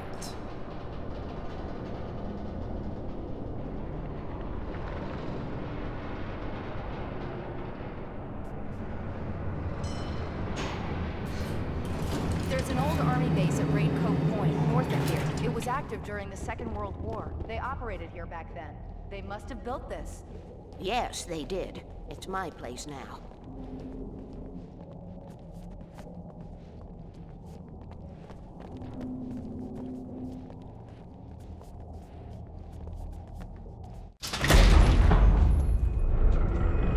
Take it, and I won't need to worry about the room anymore, because 6 and 33 and 118 need changing soon, and I don't want to climb up the ladder to change them because it's very late, and I'm tired. And if you take it, I won't have to do that anymore. The page was autobiographical, a memory from my childhood. But I didn't write this. It was a page written by Thomas Zane. None of them were supposed to exist anymore. Alan, 7 years old, would fight sleep to the bitter end. When he did sleep, he soon woke up, screaming, the nightmares fresh in his mind. One evening, his mother, sitting by his bed, offered him an old light switch. She called it the clicker, and flicking the switch would turn on a magical light that would drive the beast away. To imbue the talisman with all possible power, she added that it had been given to her by Alan's father. Alan never knew him, and anything of his took on mythical proportions in his mind. With the clicker firmly in his hand, Alan finally slept like a baby. Now, almost 30 years later, Alan thought of this as he stood on the rim of Cauldron Lake, the clicker in his hand. He took a deep breath and jumped. My mind swirled. I'd given the clicker to Alice, yet it was here. Zane had written it into existence in a story I had written. I can get to her now. I can finish this.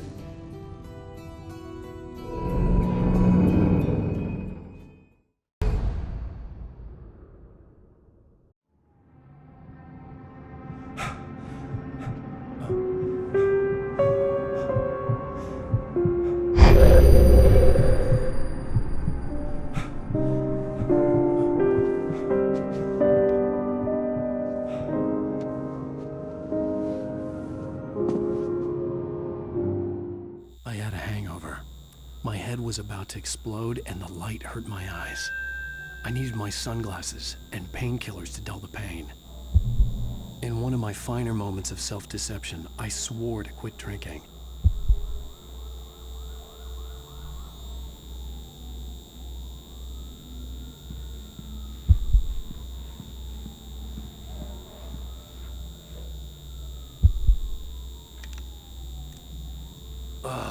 The sunglasses made the world look bearable. Now I could keep my eyes open without feeling like a vampire in the sun. I wasn't sure I'd make it out there without some painkillers.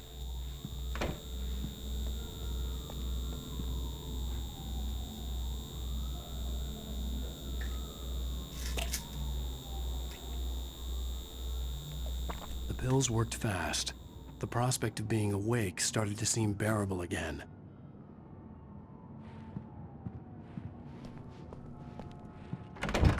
There was a message waiting for me on the machine.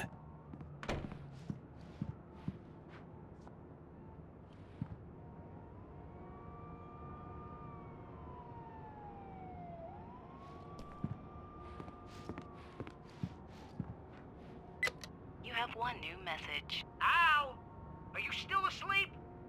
Wakey, wakey! You should have your show on your TiVo. If Alice wasn't too mad to record it. She called me earlier and really chewed me out. Yeah, we went a little overboard last night. But parties are a part of this business. Al, look, I'm saying this as your friend. She's not doing your career any favors by trying to run your life like that, okay? I'll talk to you later, Al. Watch the show.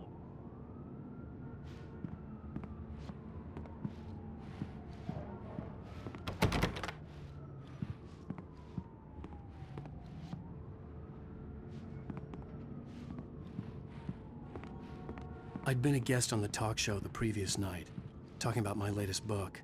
The show was supposed to be waiting for me on our TiVo.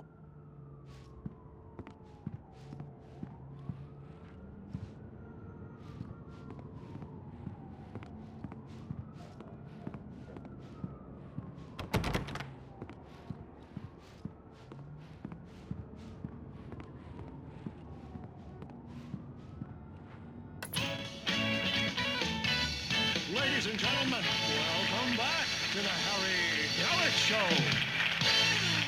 Thank you. Thank you, everybody. We have a great show tonight. I've been talking with the best-selling author Alan Wake about his new book, The Sudden Stop. Yeah, good read. Go buy it. No, it is a good read. Look, I'm gonna be honest here. Is that wise? No, but I'm gonna do it anyway. I got people who give me the lowdown on books. I'm a busy guy. But this one, I actually read from cover to cover. I mean, I'm a big fan. Wow, thanks. Now, this might be a spoiler for those who haven't read the book yet. Based on the sales figures, the 2 people out there who haven't read the book yet. But this last book is all about the death of the main character, the hard-boiled New York detective, Alex Casey. Now, there's been a lot of outrage about this. Why the hell did you kill Casey? What the hell were you thinking, man? Good riddance.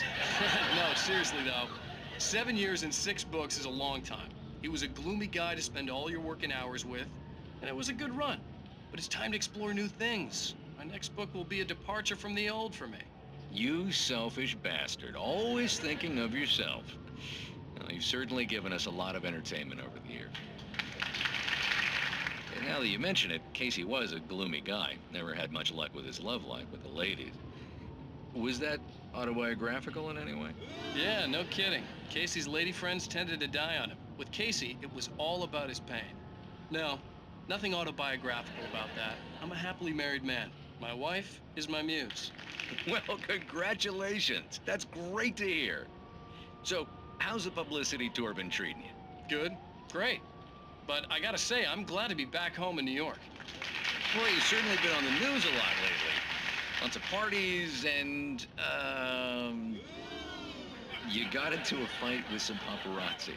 Oh, man. Well, that guy was really in my face. I lost my temper. I know that wasn't cool.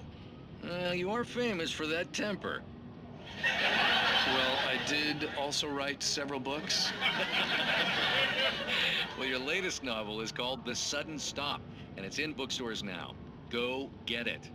That means the 2 of you out there who haven't bought it yet. Ladies and gentlemen, that's all we have for you tonight. I want to thank all our guests for the evening. Alan Wake, Sam Lake. Once more, do the face for his Sam. There it is. And our musical guests, Poets of the Fall. Thank you, and good night. At least I'd been funny. I told myself I could live with that. Hey, honey.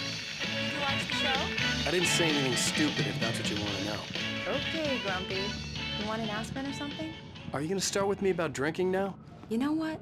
Go back to sleep, Alan.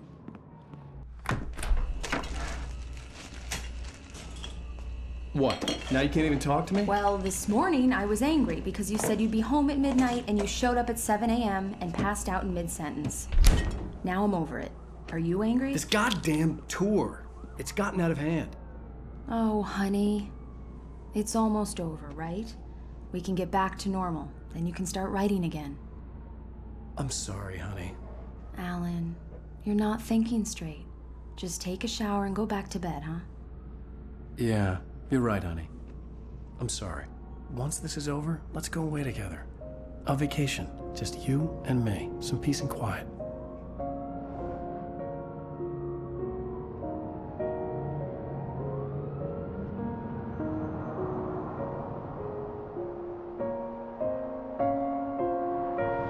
Somehow, the clicker was the key to the cabin. I had to return to Cauldron Lake to save Alice.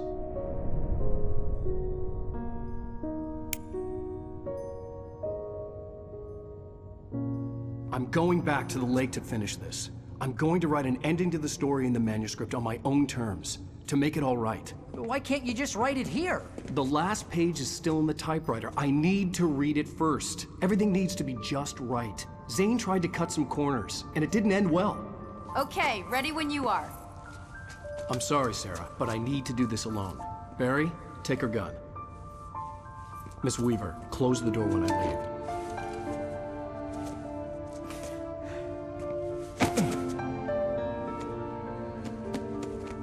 Good luck, Al. See you later.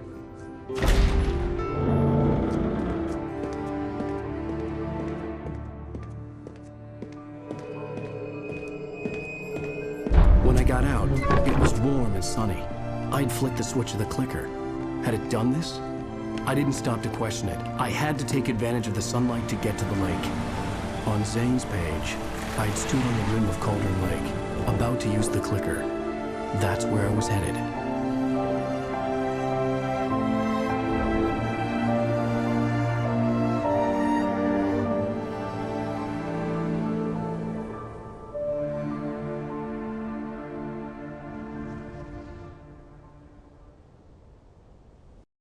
Alone, in daylight, surrounded by the beauty of the Pacific Northwest landscape. It was hard not to let doubt creep in one last time. I could still chalk everything up to a dream, a delusion. I had enough imagination to make up something like this, having been in the cabin all this time, trapped in a story inside my head, gone mad from grief over Alice's death like Hartman had claimed. There would be no way of knowing. I told myself it didn't really matter. My course was set.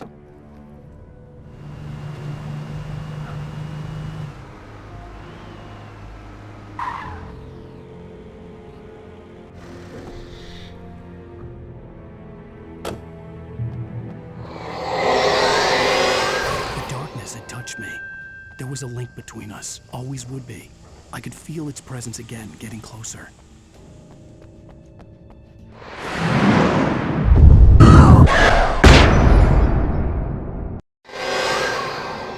I will kill your wife.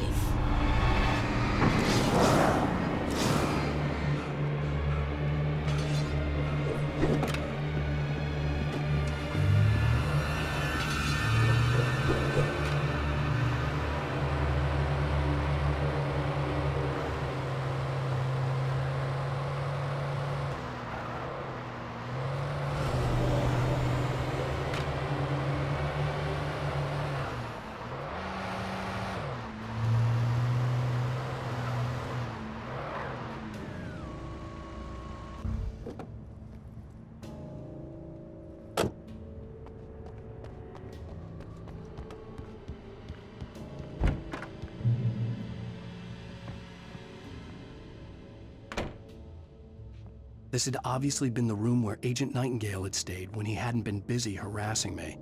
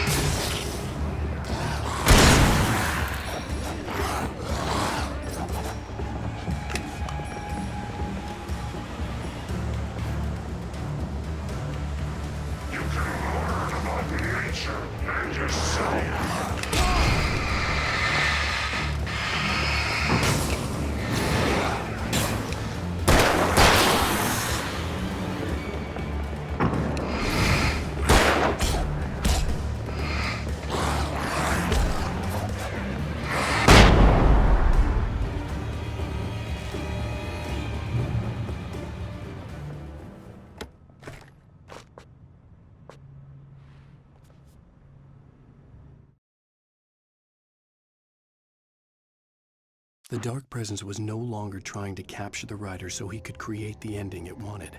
The writer knew too much. He was too strong. And he carried a weapon left behind by Thomas Zane, something that could hurt it. Now, the darkness was doing everything in its power to simply stop the writer from ever reaching Cauldron Lake and the dark place it came from. The bottom of Cauldron Lake was a graveyard of things the lake had claimed in one way or another over the decades. The Dark Presence brought them up in its wake, scattering the rotten waterlogged hull of an old boat here, the remains of a long-ago crashed airplane there, trees shattered under the impacts. The earth groaned. It didn't even notice.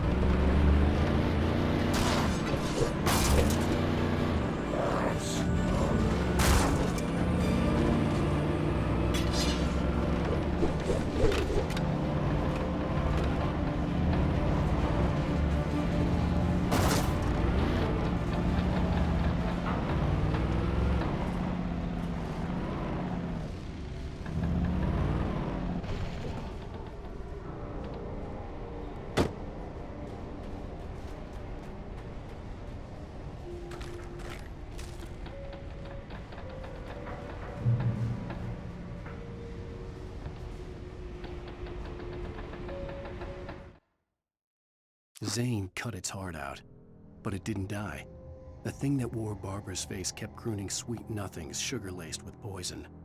He put on the suit, untied the monster from the chair. The thing in his arms thrashed weakly, but he held fast. He stepped outside, off the pier, and into the dark water, a sinking pinprick of light descending toward a bottom that never came.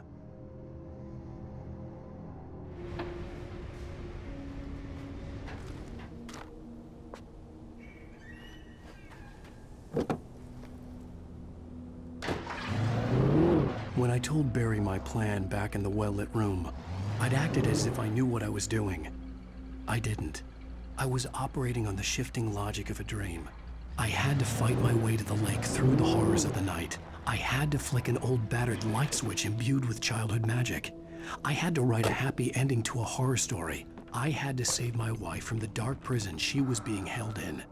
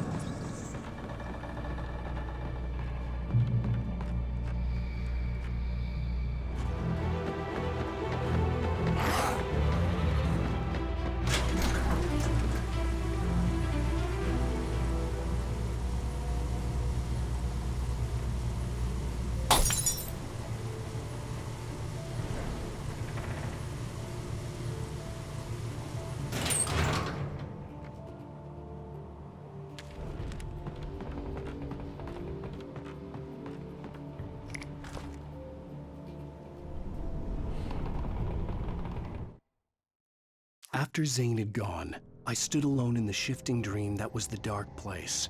I had to find a way to the cabin. I'd written myself a way through this place in the manuscript. I followed the idea of a path. I'd written myself across the ocean that blocked my way, and with that, there was a bridge to the island beyond. The idea of the cabin flickered in the underwater darkness. I willed the cabin to be real, and it was.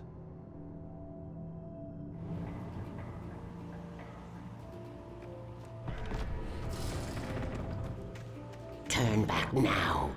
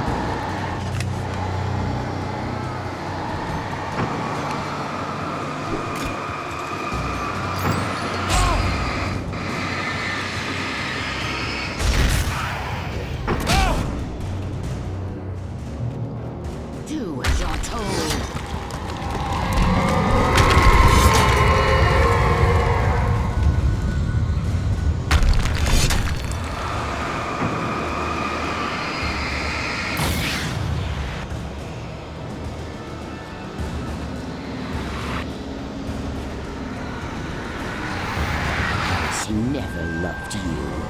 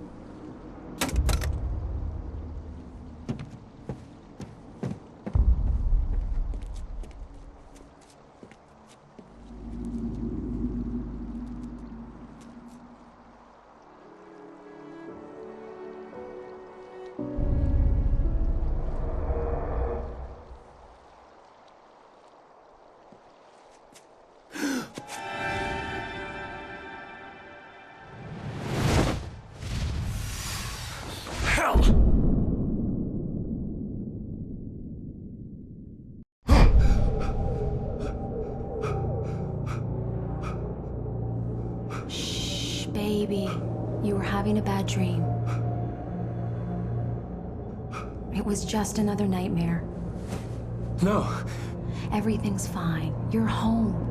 It wasn't a dream. Everything's fine. Turn the lights on. Turn the lights on! Shh, baby. The power's out. There's no light. Come back to bed and I'll make you forget all about your fear in the dark. My fear?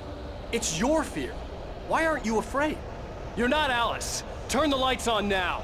Where's the clicker? What did you do with it? Alan, honey, you're still 1 foot in a dream. You're not making any sense. Come back to bed.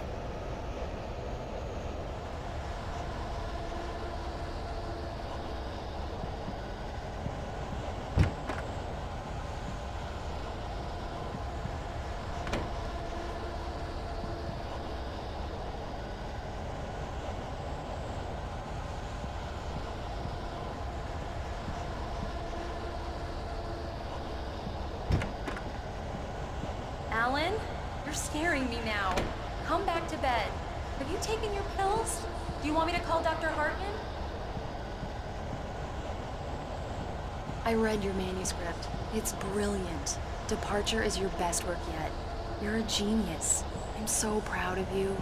Come back to bed. We'll talk more about it in the morning.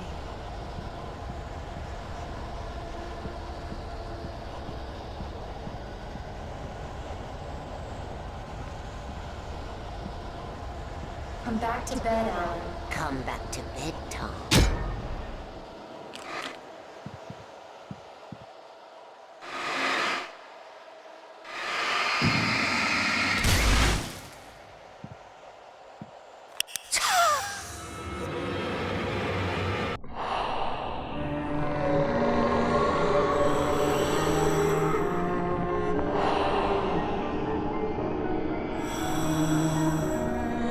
Find your way to the cabin.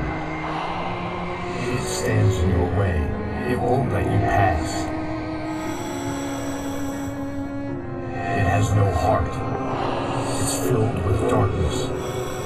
You must fill its heart with light.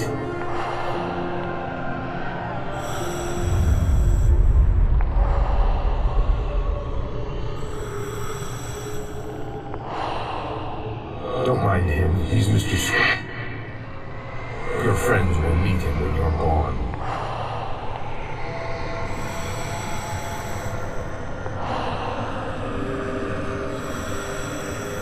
Use the clicker.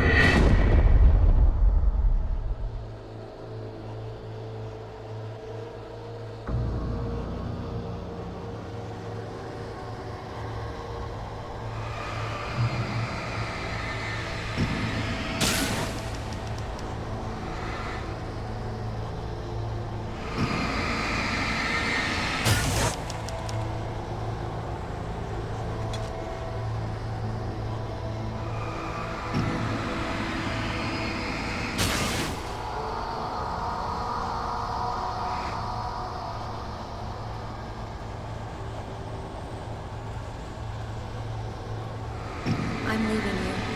What? I'm leaving you, Alan. I met someone. I'm in love with someone else. Alice? No, what are you saying? You can't... You don't love me. How could you? You don't even love yourself. All you do is torture yourself with work you can't do anymore. No, I love you more than anything in the world. You're my muse. I'm not. Who are you? What have you done with my Alice? Alan? What are you doing? Put the light back on. What are you doing, Alan? Stop! Put the light back on! It wasn't true. Nothing like that had ever happened. You're not my Barbara. I promise to be good. Please, untie me, you naughty boy. I will help you write your masterpiece. I will love you forever. No, you're not Barbara Jagger. I made a terrible mistake. I should have never written you back. You came back wrong. Your heart is filled with darkness. Put that knife away, Thomas. Put it down. Your heart is filled with darkness. I'll cut it out. I'll take you back to...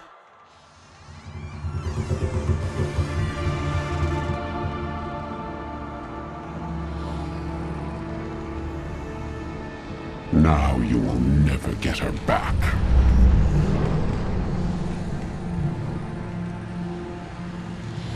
I am much older than you. Older than your first work of art. I will find a new face to wear. Someone else to dream me free.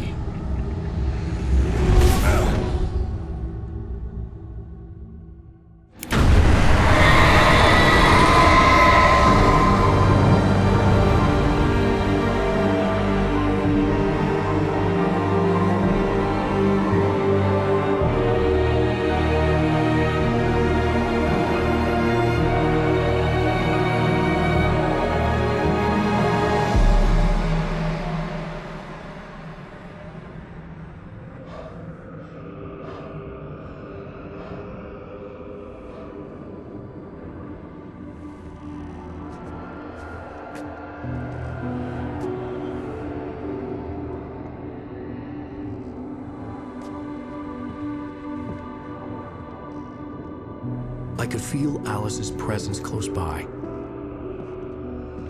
I understood what I had to do now. I knew how to write the ending to Departure. There's light and there's darkness. Cause and effect. There's guilt and there's atonement. But the scales always need to balance. Everything has a price. That's where Zane had gone wrong. There's a long journey through the night back into the light. Alice? Alice?